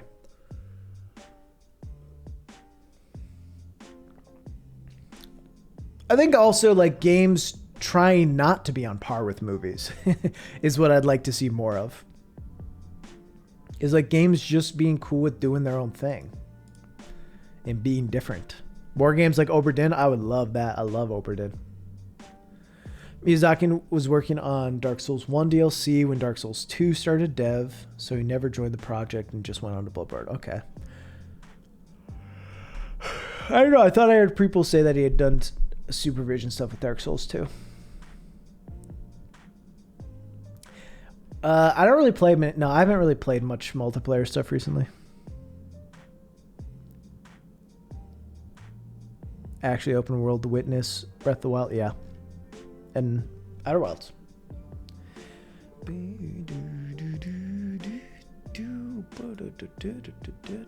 Games don't need to be movies, just like movies don't need to be books. True.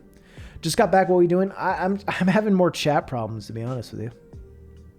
Oh, more socially challenging games like Papers, Please. Yeah, that was good. What are you most excited for when the civil restrictions are lifted? I don't know. I mean, I have some stuff coming up of like vaccinated activities. I knew what you meant.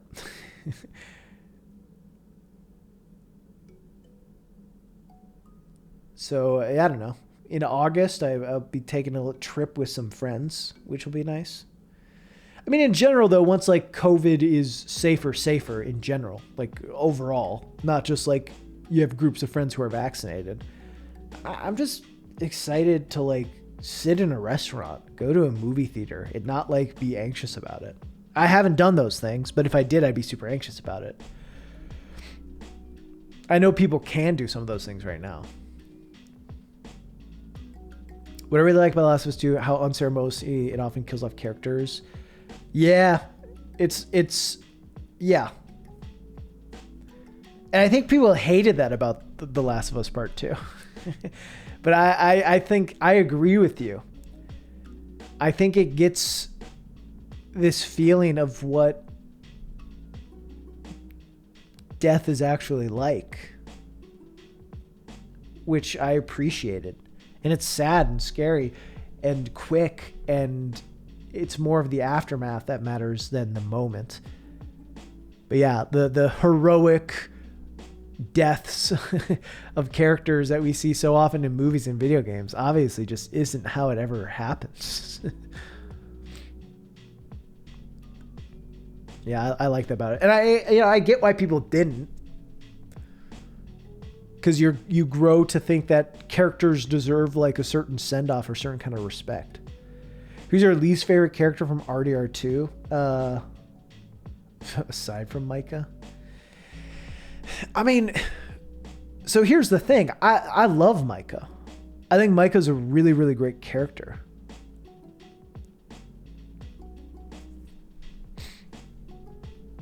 He annoyed the shit out of me. I guess Bill, probably. Last Part 2 is one of the games. I think you're right. What I want to have happen is, and I saw some of it today. My friend Jesse was made a good point on Twitter about some of the heavy-handedness in The Last of Us. I'm excited for the point where people generally accept The Last of Us Part 2 as something that was actually pretty good or had a good emotional core, and then criticize it for like aspects that are actually the stuff worth criticizing instead of like the talking points that always seem to get repeated in every fucking thing I see about it. How would Abby get that buff though? It doesn't make any sense. How? They don't give any reason for why she's buff. It's, you know, it's not like they show like the entire center with a workout facility and that they have an excess of food. Oh, it doesn't make any sense. Like it's shit like that I'm just like, that's not the interesting stuff to break down in like critique in a negative way. But there is interesting stuff to do. And yeah, I don't know. Yes. That is that shit is kind of the bulk. It's hating on Abby for being an unrealistic character, for being buff.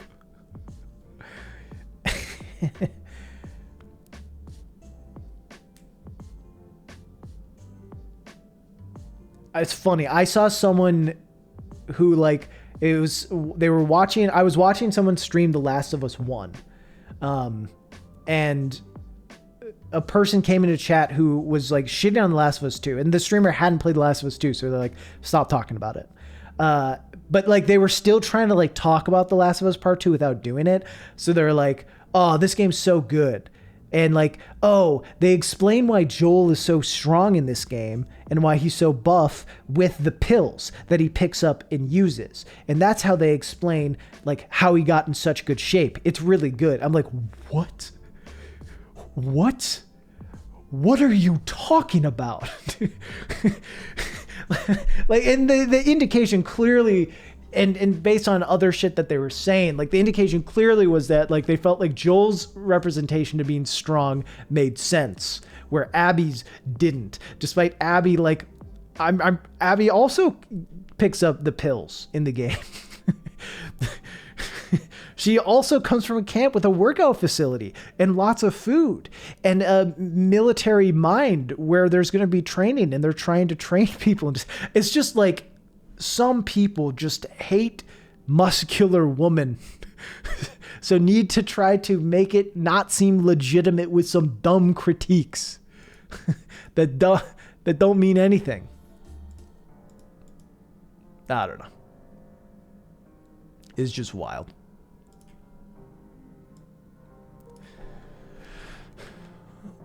Syntax error. And there's plenty, maybe small, maybe plot hole. Yeah, you might have something wrong. They build up the world and factions too much to the point where it's tedious. World building is a hard thing. Do too little and the world feels non-believable. Do too much and bore people. I wasn't really bored by it, but if you were, that's fine. I don't know if I'd agree that that's a problem, but if it was a problem for you, it was a problem for you. You know what I mean? I was into the faction building, but it's also teach their own. Not everyone needs to like The Last of Us Part 2. Being buff is unrealistic. Yeah. Why invent a reason to hate her? Because people like her. Because there's things to like about her too. And it's just like, yeah. I don't know. It's a weird thing. It's hard because I genuinely liked The Last of Us Part 2. So many people hate it so much that they try, though, to make it so A, you don't like it, and B, you just don't even want to mention it because you know that the conversation too often is going to get down some toxic rabbit hole where you don't give a fuck.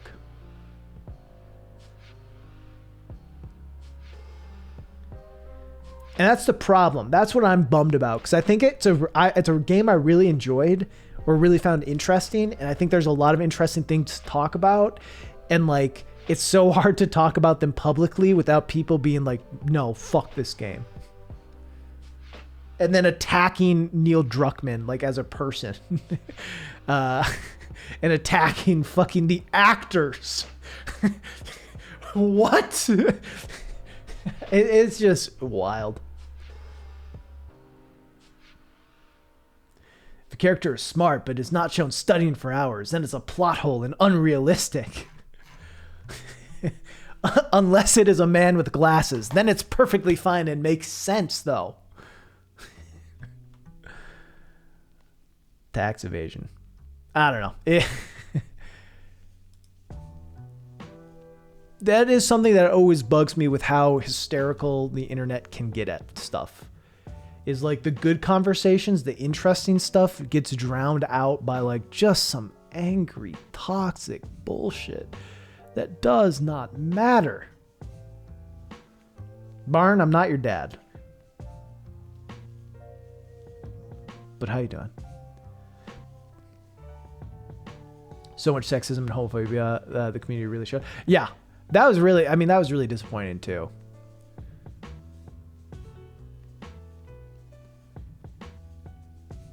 Played Jedi Fallen Order right after and seen the contrast in those game narratives is wild, as in Fallen Order is a pretty bad plot, and that is still the standard for most games. Yeah. I think they nailed the theme, the game to any Ellie Bean that's set in the ways in the last bit go the way it went is not logical because Ellie didn't go through the journey of understanding where Abby comes from like the player.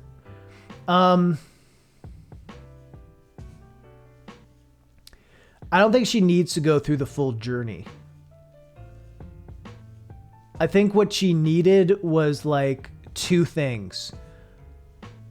One thing that helped her change is realizing that Abby is Joel. That was one thing that Ellie needed. Which, like, it's, you know, Abby carries Lev. It's very reminiscent to the end of the first game. And she also, I think, needed to feel like she had power in a choice, which had been taken away from her every time before that she had run into Abby.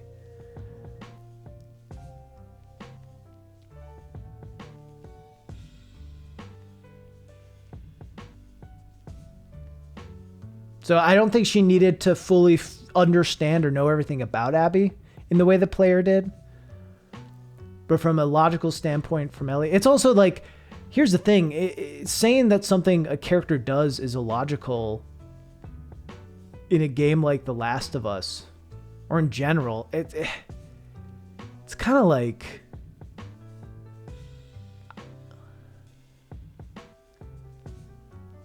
Humans aren't logical. Humans aren't logical. Hey, Six. We're not logical creatures. I went on a rant about this the other day of someone saying, don't respond to mean comments on YouTube. It is like, I know, but I'm going to do it anyway. You know what I mean? So I think the way I read the scene is she sees Abby as pretty much Joel in that moment. Like, just seeing that dynamic. And she finally has the power to choose and sees Joel in a quick flash, remembers Joel, and knows that it just doesn't matter. Like, it just doesn't matter. That killing would only make things worse. I'm 100% rational all the time, every moment of every day. Yes, Ben Shapiro. Welcome to the chat. We aren't robots, yeah. I mean, and that is a hard thing with stories. That is a hard thing with stories is that mixture of, like, stories are still stories. You want them to go a certain way. I don't know what you're talking about, Myron. I feel like I just explained my approach and view of the game, if that's what you're talking about. And if you didn't see it, I don't know. That's fine if you didn't get that vibe. But just understand that I got that vibe. And other people got the vibe. If you didn't, that's fine. But I just explained how. So why are you asking how? But we expect stories to go certain ways, right? And stories aren't real life, and we want stories to make sense.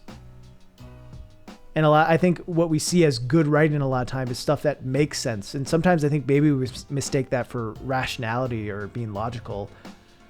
But so many things characters do, and so many ways characters act aren't logical. And that's not a failed character trait. But it's just writers, I think, trying to make them human in a way that I think doesn't work for some people. I don't know. It's an interesting thing. It's how realistic do you make your characters?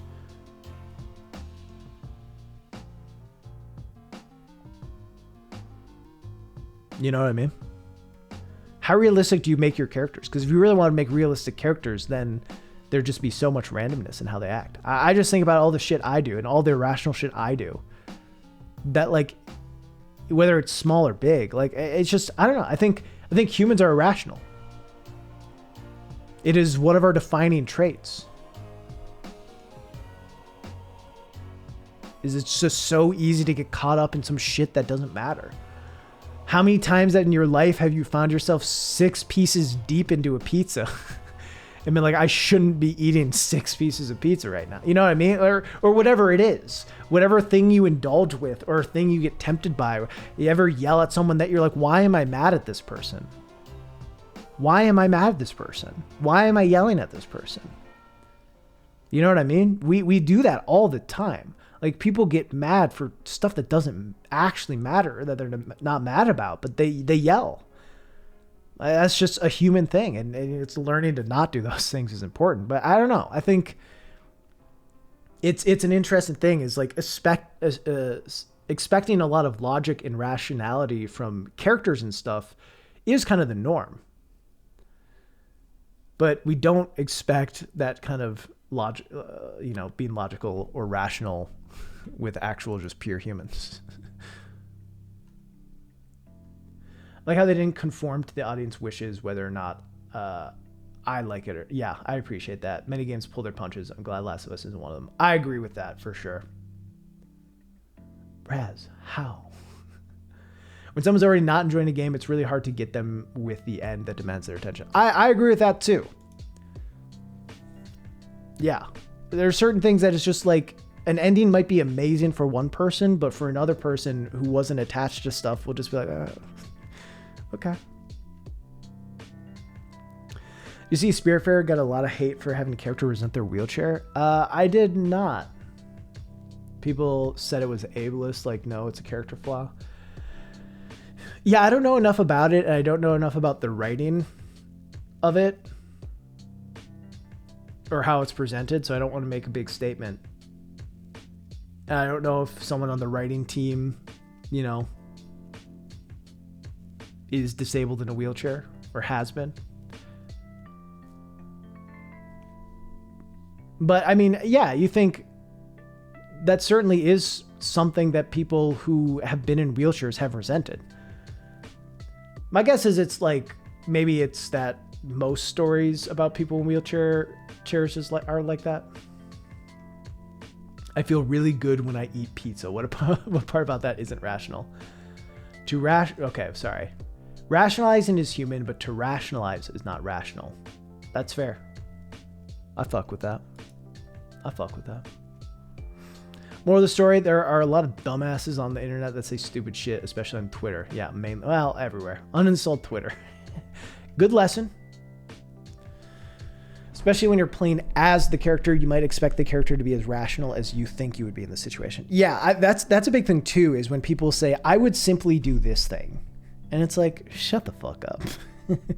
Shut the fuck up. You're out here tweeting your opinions. The least rational thing in the world you could fucking do. so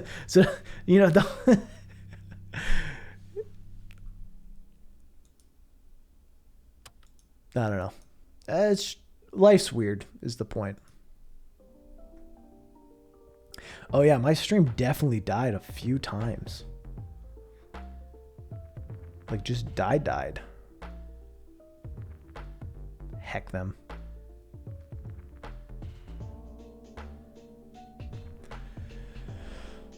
But yeah, and I forgot what I was talking about. How are you doing, chat? Oh, chat's back. Is chat dead again? Life is pretty wacky. Pretty wacky and wild. Talking about pizza as far as I recall. True. As far as I know. Yeah. True, pizza's tasty. Pizza is good, in fact. Tired, but gotta keep busy. So what happened? Okay, so I made a new character in Disco Elysium. I started for the first time. Did a custom character, only put one into like the physical stat, which is a mistake because that's tied to your health. So if you only have one, your health is one. And if you take any damage, you die. So I tried to get my tie down from a fan, failed, and died because I took 1 damage. It was embarrassing. And it's what's the worst part about that is so there's this thing in the game where you have like a fucked up smile. It's like called the expression. And it's just like across your face, gives you a big smile that looks creepy and off-putting. And on that playthrough, like you can do a thing to try to get rid of that. And pretty much I had a very low % chance to do it. I needed to roll 2 6s to get rid of it. And I did. I got 2 6s. I got rid of the expression. And then I fucking died. And then I died and I hadn't saved anything. And I had to start a new file. And then the next time around, I fucking failed. So now I got a big, goofy smile on my face. Hello, RG. How you doing? Life's rough, chat. Like playing some games and listening to your voice. Vibe check? Hell yeah. Appreciate you.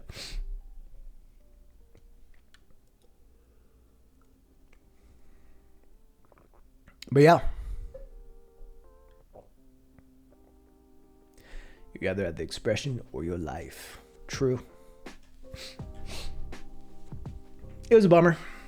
But I don't know. I played like an hour and a half of the game. It's pretty good. Are you going to play some games today? I don't know. I don't know what I would play. That's the issue. I don't know what I would play. The plan was to do Majora's Mask, but I couldn't get my controller to work.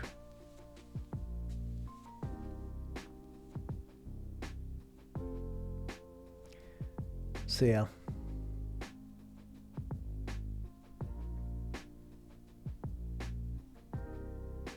Figure out what to play on Sunday. No.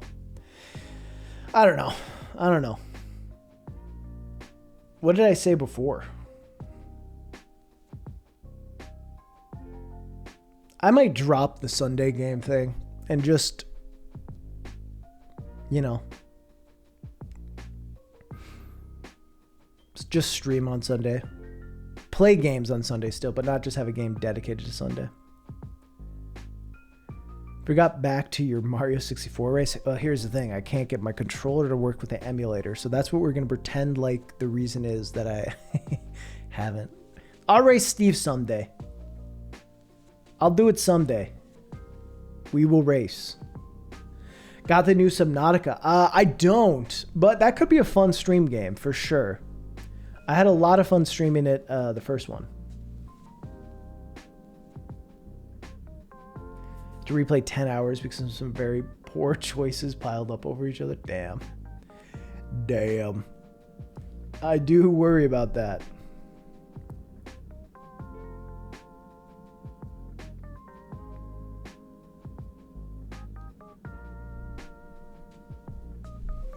Bum bum bum bim bim bim bim bim bim rum bum bum bum bum.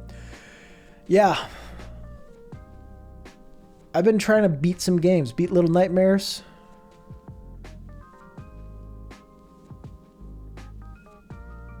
Beat Crosscode. That's it. I was looking at a chat.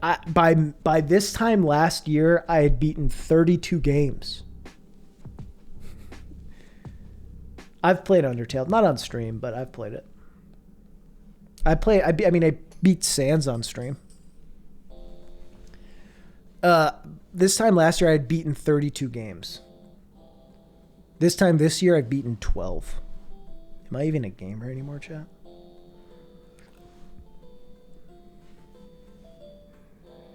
You playing the Crosscode DLC? Here's the thing. I played it on Game Pass. And it's not on Game Pass yet. And I don't know if or when.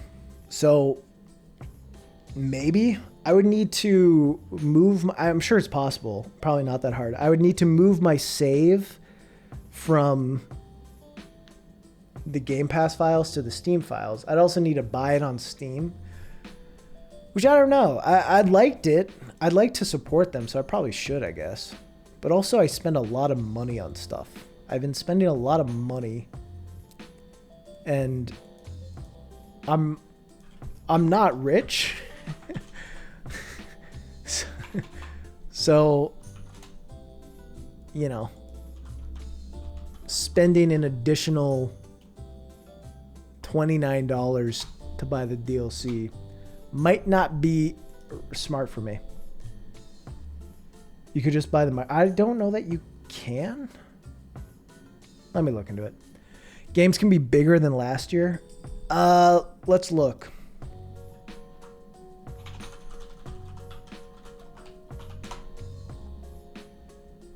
Mostly because I haven't bought new games.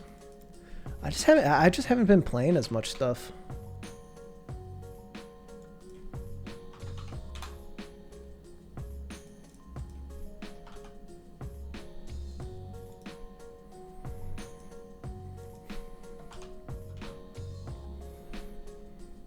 All right.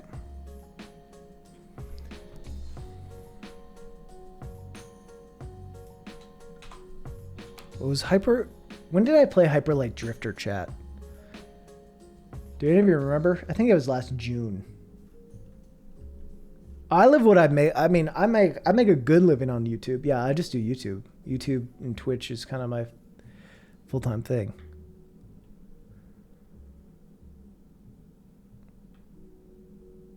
Yeah, so I do this. I've not played Ghost Runner. All right, here are the games I beat last year. I'm just going to say Resident Evil 2 Remake. I'm pretty sure I beat that around the end of May, so that's going to be the last game. All right, we got a short hike. That was about 1 hour. Night in the Woods. It was really only the second half. Hyperlight was only took me 8 hours. So the issue is some of these are, this was 6 hours, but I had played the first couple hours in 2019. But this took me an hour. I think this took me about 2 hours left. This I had about 2 hours left. Telling Lies, hour and a half. Tacoma was an hour and a half. Emily is way 2, an hour. Virginia was an hour and a half. Okay, so I'm seeing a pattern. Rhyme, I think, was 6 hours, hour and a half. Subnautica was 30 hours. This was 30 hours. So all short games, long game, 30 hours. Hellblade, I think, took me about 8 hours. Abzu, hour and a half. Soma was 10 hours.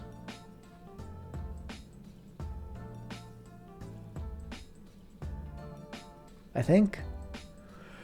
Last Guardian was 8 hours. This was an hour and a half or 2 hours. This was 3 hours. This was 8 hours, I think. Plague Tale was 12 hours. Hob was 10 hours, hour and a half. Hour and a half. 7 hours, I think. This is 15 hours. Little Nightmares was 3 hours. Sexy Brutale was 5 hours. Slime Rancher was 20, 30 hours. Sonic Adventure was 6. This was 5. This was 4. This was 6. Played this for 50 hours.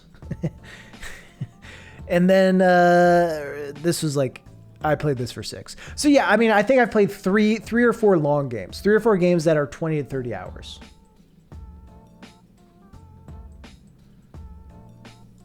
This year, Outer Wilds. I played this on stream, did the completion of it. Limbo, hour and a half. Mario Run, played this on the toilet a bunch. Cyber Shadow was 8 to 10 hours. Bowser's Fury was 6 hours. Super Mario 3D World was probably 20 hours. No, I played The Last of Us 1 before The Last of Us Part 2.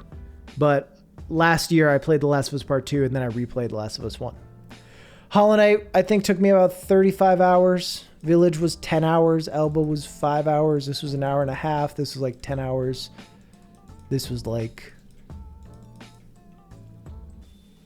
4 hours, 5 hours. And this was 30 hours. So in this time, I've played the same amount of long games. The same amount of long games. Because this was this, and this all took a while. But far fewer short games. My short game just hasn't been in it this year, which is a bummer. I should really get to it. In the middle of some long games, yeah. 50 hours in Nier. Fuck. I just started Disco Elysium. How long is that? Cyber Shadow, any good? Yeah, it was a lot of fun. I think I had the wrong expectations going in because I thought it was... I didn't realize it was published by Yacht Club. I thought it was designed by them. So I was expecting something more akin to Shovel Knight, and it's not. But it's still good. It's once you figure out the movement system, it feels really dope. For 40 to... Fuck.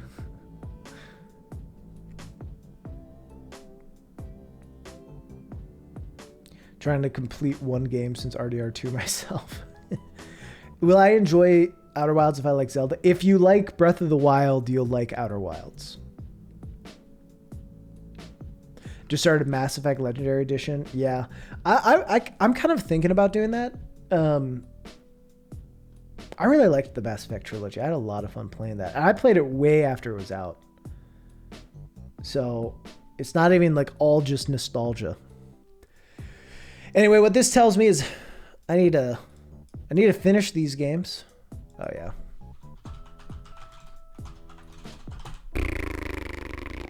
I need to finish these games and just start playing some more short games. Because that's the secret to this, is like tons of just short games. And I streamed a lot of these short games too. So I just need to get better at that. Go through my shit of short games that I haven't played or beaten.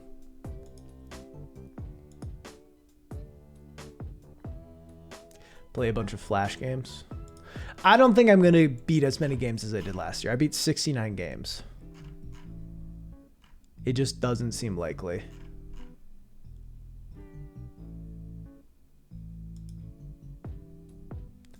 Nice. But I would like to get on a bit more of a roll. Just came to say your videos on YouTube are awesome, that it feels weird to listen to you speaking like a normal person. You're not the first person to feel that way.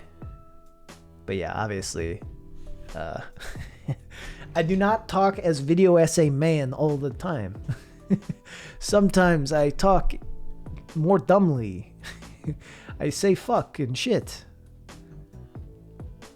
But thank you for stopping by. I appreciate you watching the videos. I'm glad you enjoy them.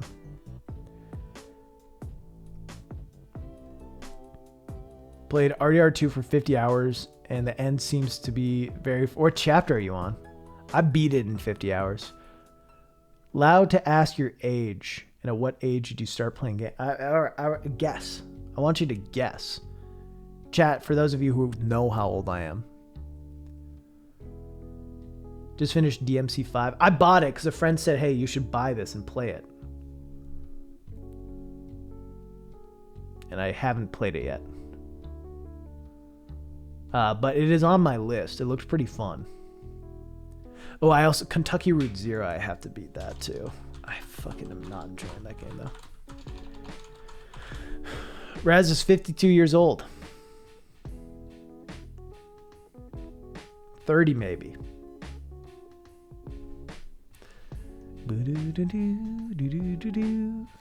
At what age did I first play a video game? I think like 5 is what I remember.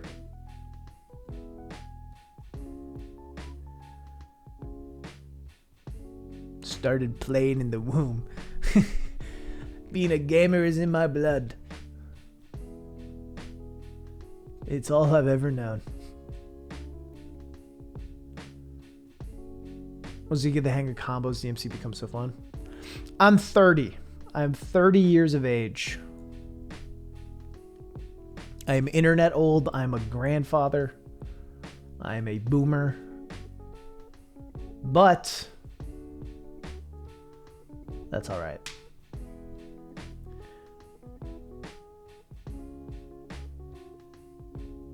When you stream, it sounds different, but not too much.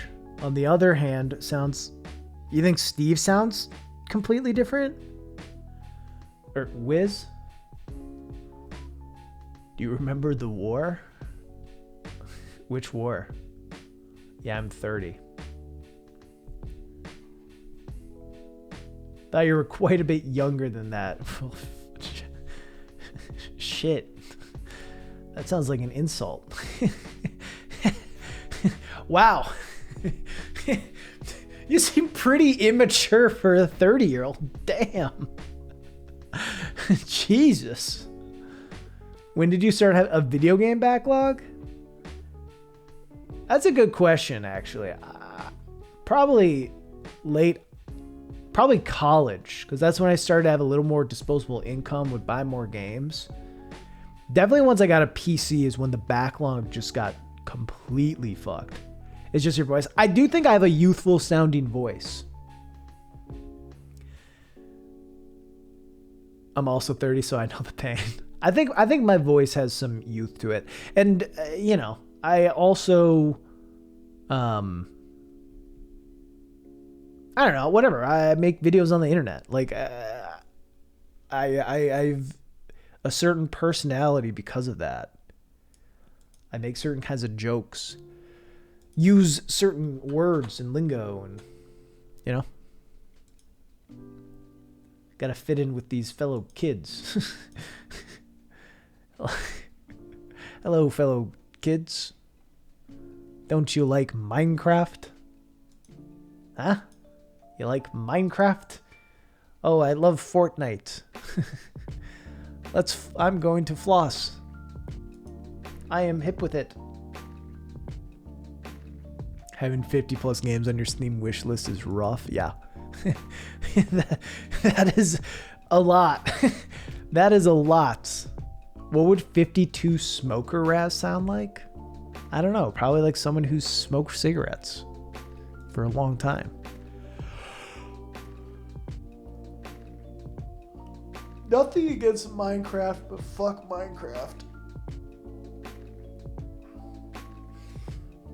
Nothing against Minecraft, but if you enjoy Minecraft, wow.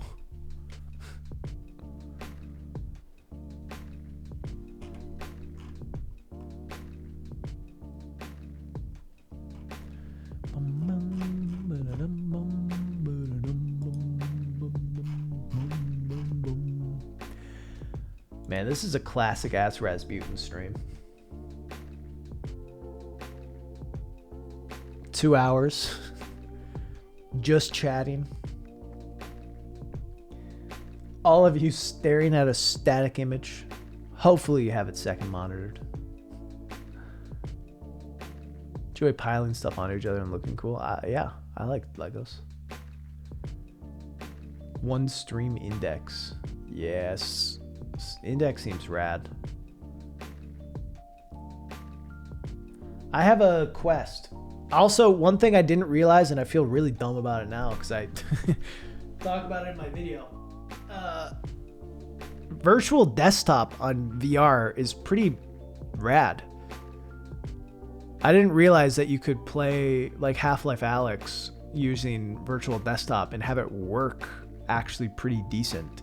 It works less well than when I'm plugged in through a cord, but it does work. I mean, the big thing with virtual desktop is, playing Steam games without being plugged in. So it pretty much just streams the games to your headset. So it isn't perfect. There's a little bit more lag to it. A little more latency, rather. But it works.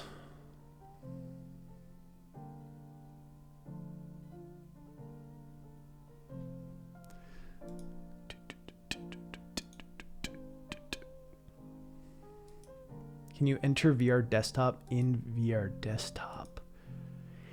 Yeah, no. I don't think so.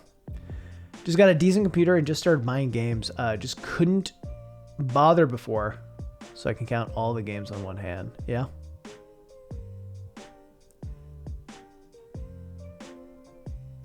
Was that? It wasn't supposed to be. It was, Alduin. You saw how easily you recognized it? It was a perfect rendition of it.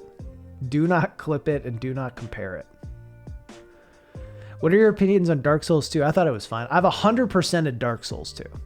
I have not played the DLC of it, to be honest, all the way through. I played some of it, but not all the way through. I 100%ed the base game of Dark Souls 2. So I liked it enough to do that. But, I don't know.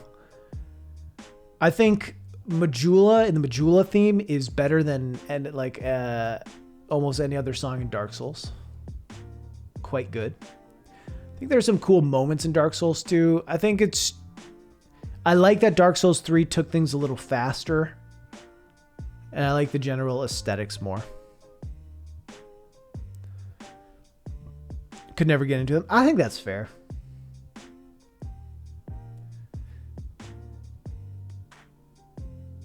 They can be hard to get in. They're not for everyone.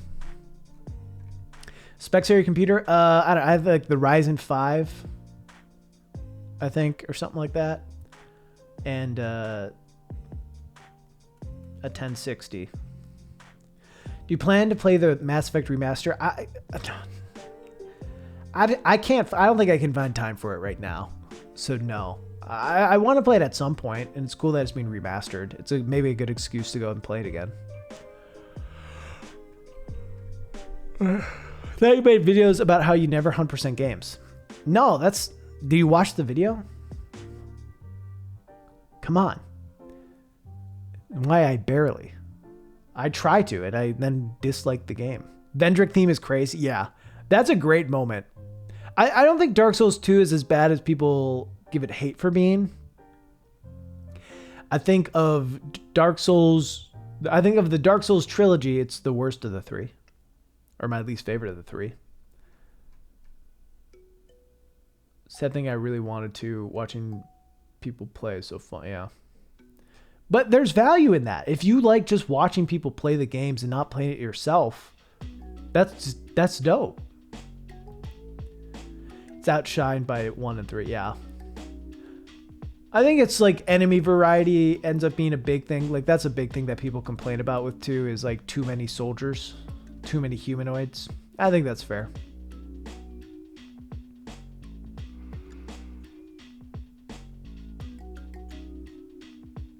I think also, I don't know, I think 3 is just clearly such a love letter to the first game. Like 3 is just like, hey, we love Dark Souls 1 and also we loved Bloodborne.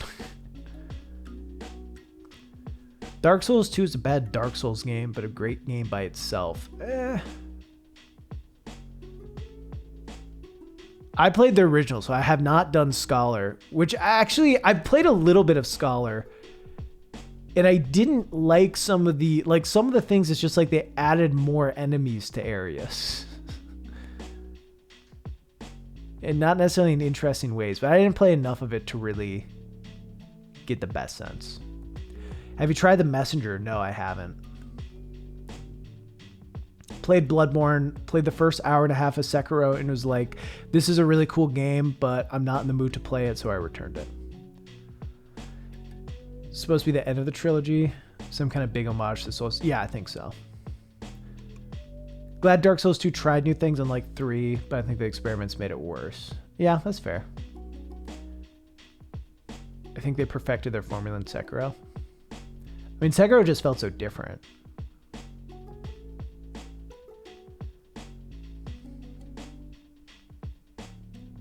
Feels barren. Yeah. I mean, yeah, that's fair.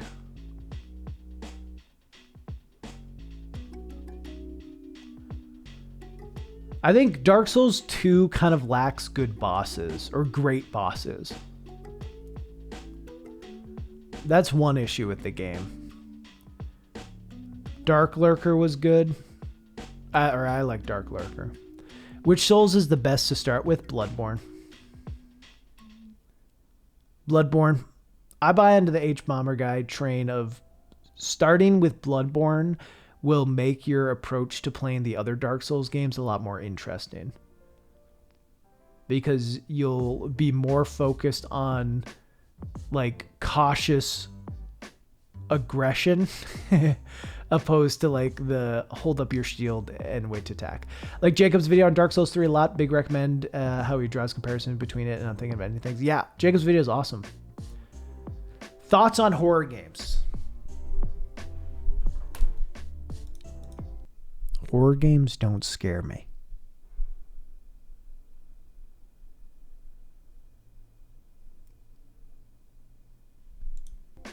I don't know. Horror games are good.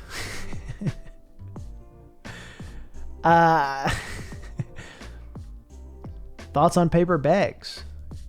Plastic ones are trash. That's good. Oh, good to remember. Paper bags good.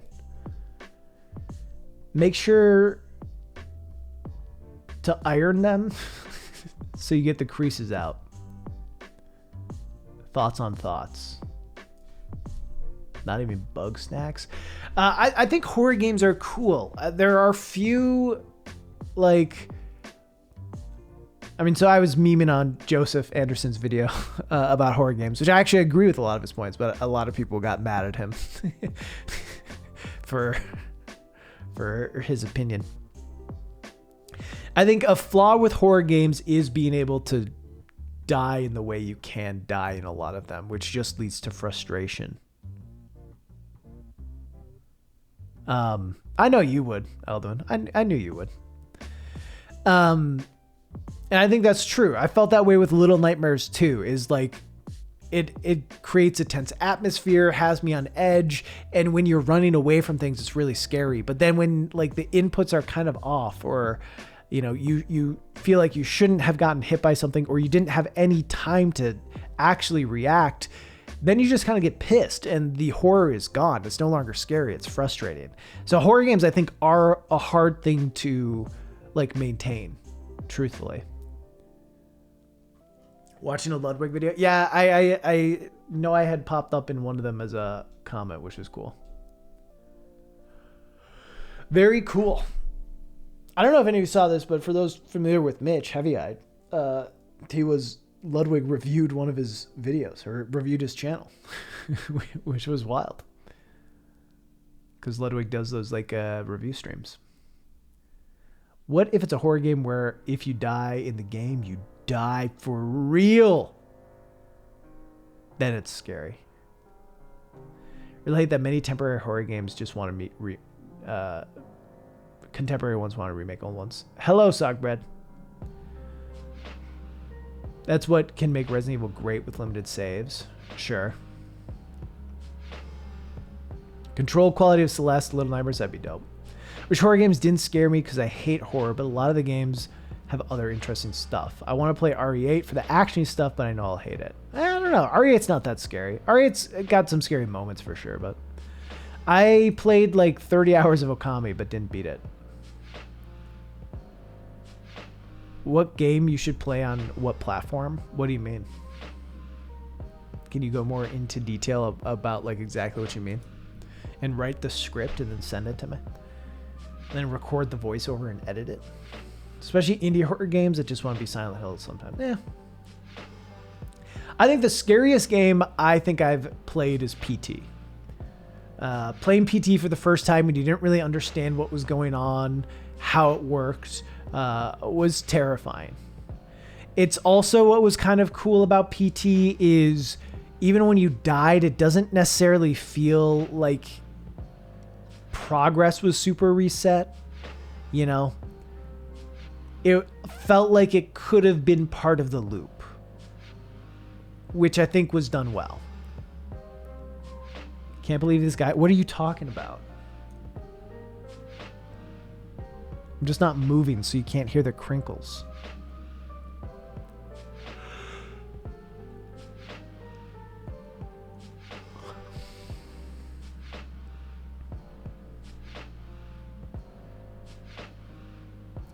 But yeah, I think horror games manage to be scary until you die. So, you know, that's the question of how can you manage to have a horror game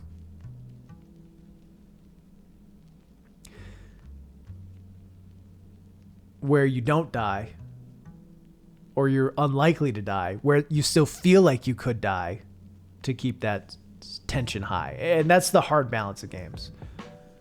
I think we talked about this the other day with Until Dawn, which death is different because you play a cast of characters. And some of them can just die. Some of them can just fucking die. If you fuck up or do something wrong or put them in a bad situation, they just die.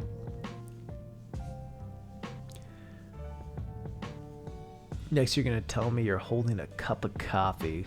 Hate to break it to you, but here it is. Whatever the opposite of a vibe check is. So a vibe check is what you're saying.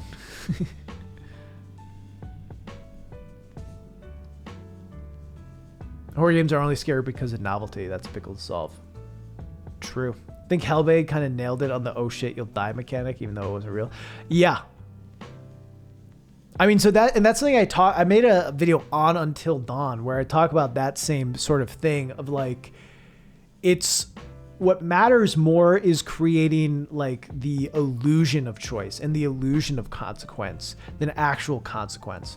And, you know, that makes you feel like things are bigger and better than they actually are. Losing 100k souls in Bloodborne is more scary than most horror games. Hellblade is so stressful. Playing Doom on max difficulty is scary as fuck too. So yeah, VZ, who I've featured in my video, has a really cool old video that I haven't watched in a while, so I assume it holds up. I would be interested to see a more modernized video on the idea, but it was like it's a video called like the top 10 scariest moments in non-horror games, and I think that's an interesting aspect of like horror moments, horror moments,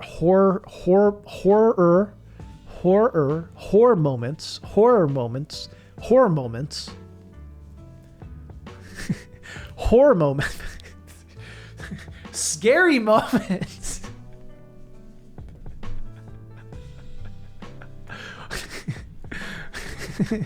Shit. TOS. Horror moments in non-horror games. I think that's a really interesting idea because those can hit really hard when you're not expecting a spooky thing. Now, I'm not having a stroke. It's just you can't say horror without sounding like you're saying whore. Especially with R's like mine. Any hoot.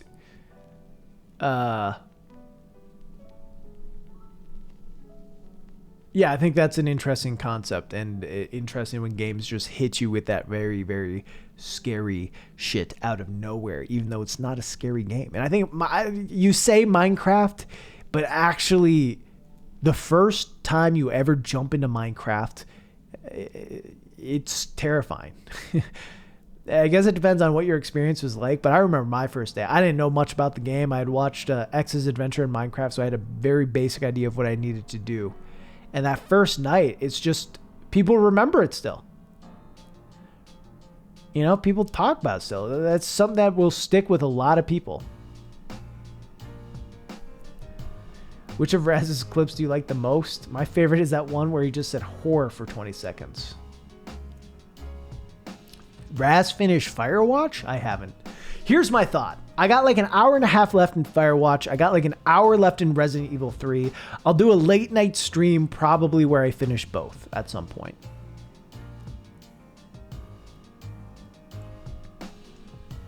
We'll see though. Story-driven, like sad stories or adventure games, because I think what setting you are in is important as the mood of the game is trying to project, like Firewatch or Tomb Raider. Just say horror. Horror games. Rain World is not a horror game, but is incredibly nerve-wracking. Yeah, because you're constantly being introduced to new shit. Subnautica can be very scary at times. Yeah, so I think Subnautica is an interesting aspect of that, because I do not think that is a horror game at all. But yeah, when you first get dropped in, it's a little creepy because you don't know exactly what you're doing or how far you can really get away with going. And then obviously once you start diving deeper, that can get pretty nerve-wracking intense too, when you just have someone fucking grab your ship and drag you to the surface. Spoopy. Horror in a Russian accent? I can't do a Russian accent. Much less say horror in a Russian accent. Do, do, do, do, do, do.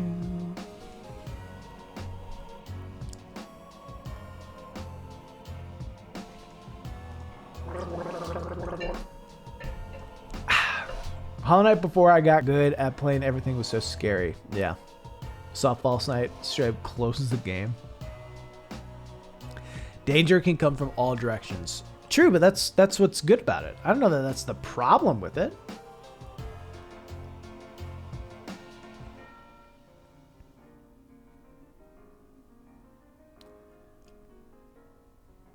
Like if a horror.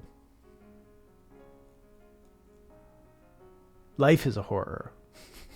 Oh. I'm dyslexic. I'm sorry. Bum, bum, bum, bum, bum, bum. Rain World seems pretty good, but also very hard. Very hard.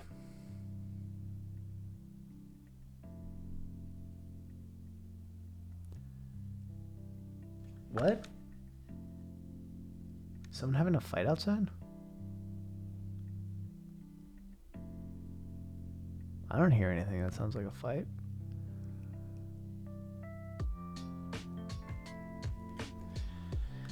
Not that that never happens. It does, in fact. What are your opinion about using mods on games? Go for it. I think there's some really cool mods of stuff. I don't really seek them out myself. I don't know. Yeah, I don't seek them out all that much.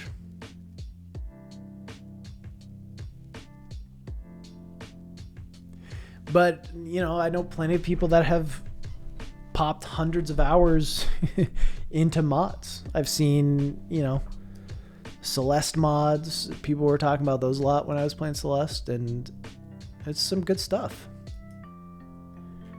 There's an assassin fighting you right now. Shit.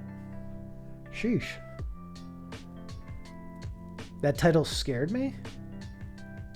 About what the meaning of life is?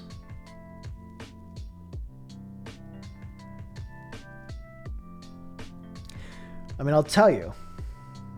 The whole point of the stream, I suppose, is for me to tell you.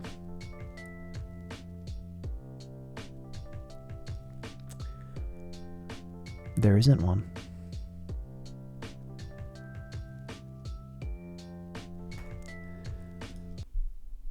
There is no meaning to life. So just live, okay? Just kidding! The meaning to life, 3 easy things everyone knows. PMW. Anyway. I'm a bit of a mod purist. What does that mean? Like you are very pure on what mods you like to use, or that you don't use mods, or? Meaning of life is get Akinator to know you. True. And I've made it. Gaslight, gatekeep, girl boss. I saw that on Twitter the other day. Fucking crazy. All right, let's move to Animal Crossing. Enough Zelda and chill.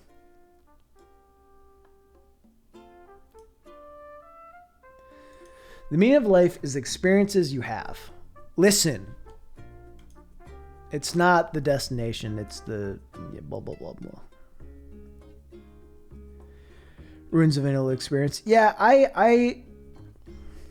I'm not super interested in mods. I can't think of a lot of times where I've wanted to do them, and I definitely have a bit of a stigma against them.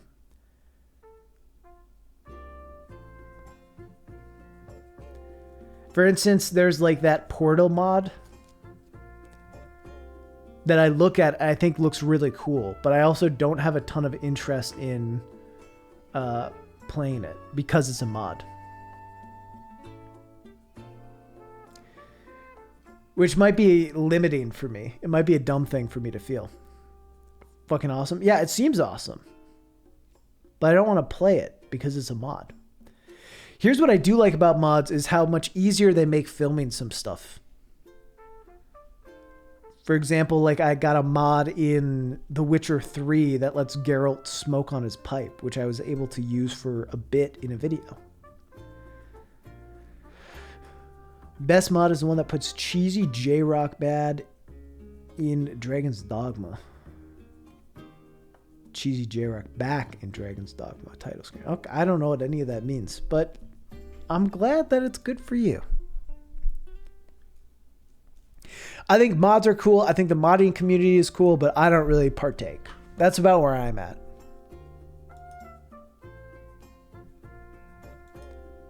It's been about my response to like weed. Cool. It should be legal. People should do it. I'm glad people enjoy it, but I don't. They don't seem like the official intended way to play the game. Yeah. Granted, there are some mods I like. Hollow Knight has a bunch of mods that I fucking am jacked about because they make it possible for me to film stuff in really cool ways. So I like it for that reason, and that's when I'll use mods. I can't see myself playing, like using quality of life mods on stuff.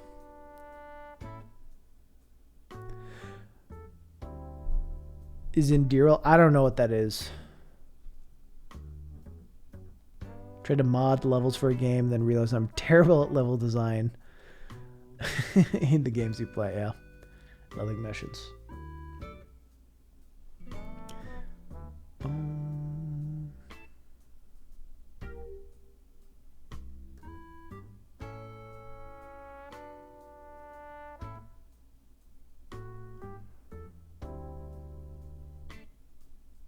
Level design is hard, yeah, for sure. Daryl's a total conversion of Skyrim. Then I would say that's a mod. Yeah, that seems like a mod to me.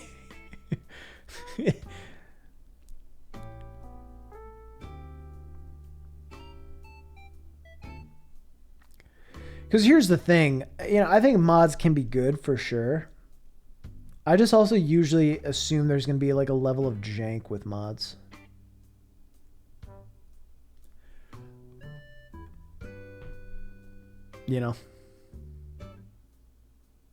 That I don't always like dealing with.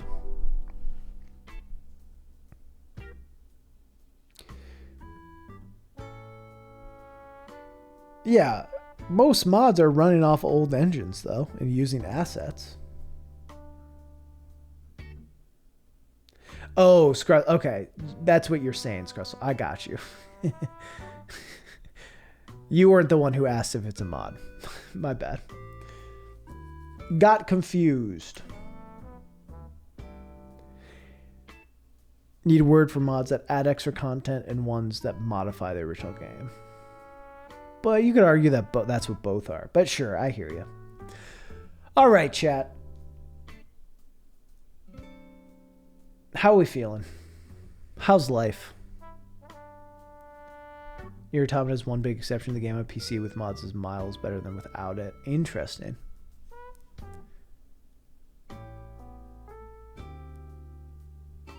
Black Falcon, Thicky G, thank you for the follows. Appreciate you. You made a video about Breath of the Wild. What if someone used your tips and created a mod around it? If someone did that, then 100% I would play it. And I would make a video about it. And fucking... yeah, I would make a video about it.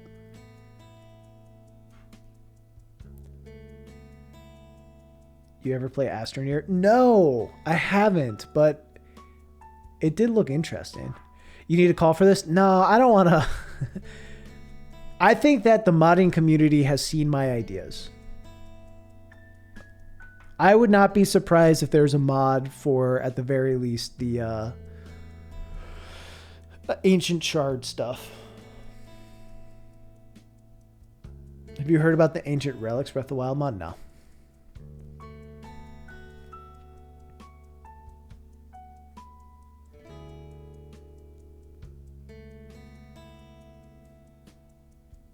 But yeah, if someone made a mod of it, I would probably play the mods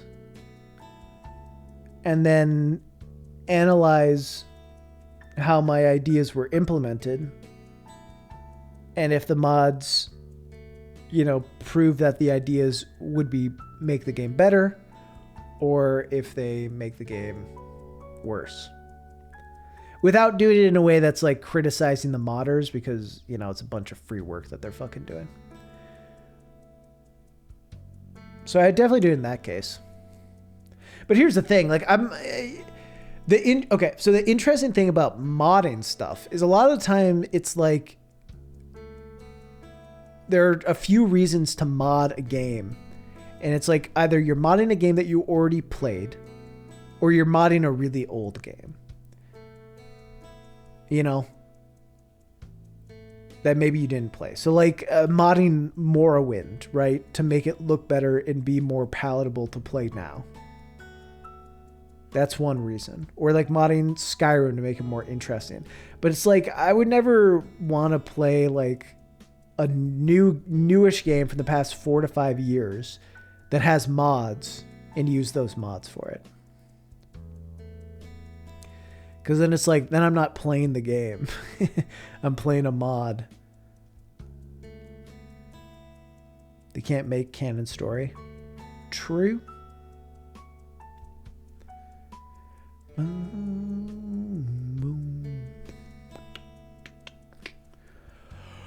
All right, chat. This has been fun, but hitting about my 3-hour mark, hitting about 5 o'clock, and I got some stuff to do. But this has been a fun stream. We did nothing. I told you it would be a waste of your time. And I think it was. I think I wasted your time. How do you feel?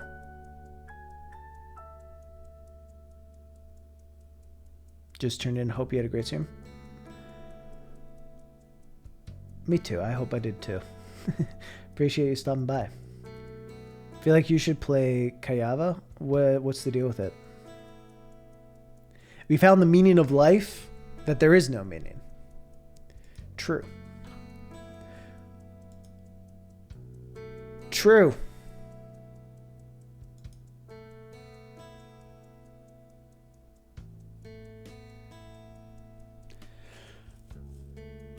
How spending time is important in life.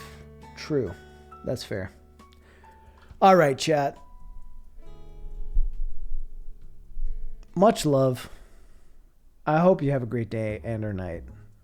And I will see you in the next one. Probably Sunday. Don't know what the plan is yet, but there will be a plan. Might do a late night stream of RE3 before then. But not scheduled. So just, you know, check Twitch, I guess. Peace. Blessings. 07s. Bye.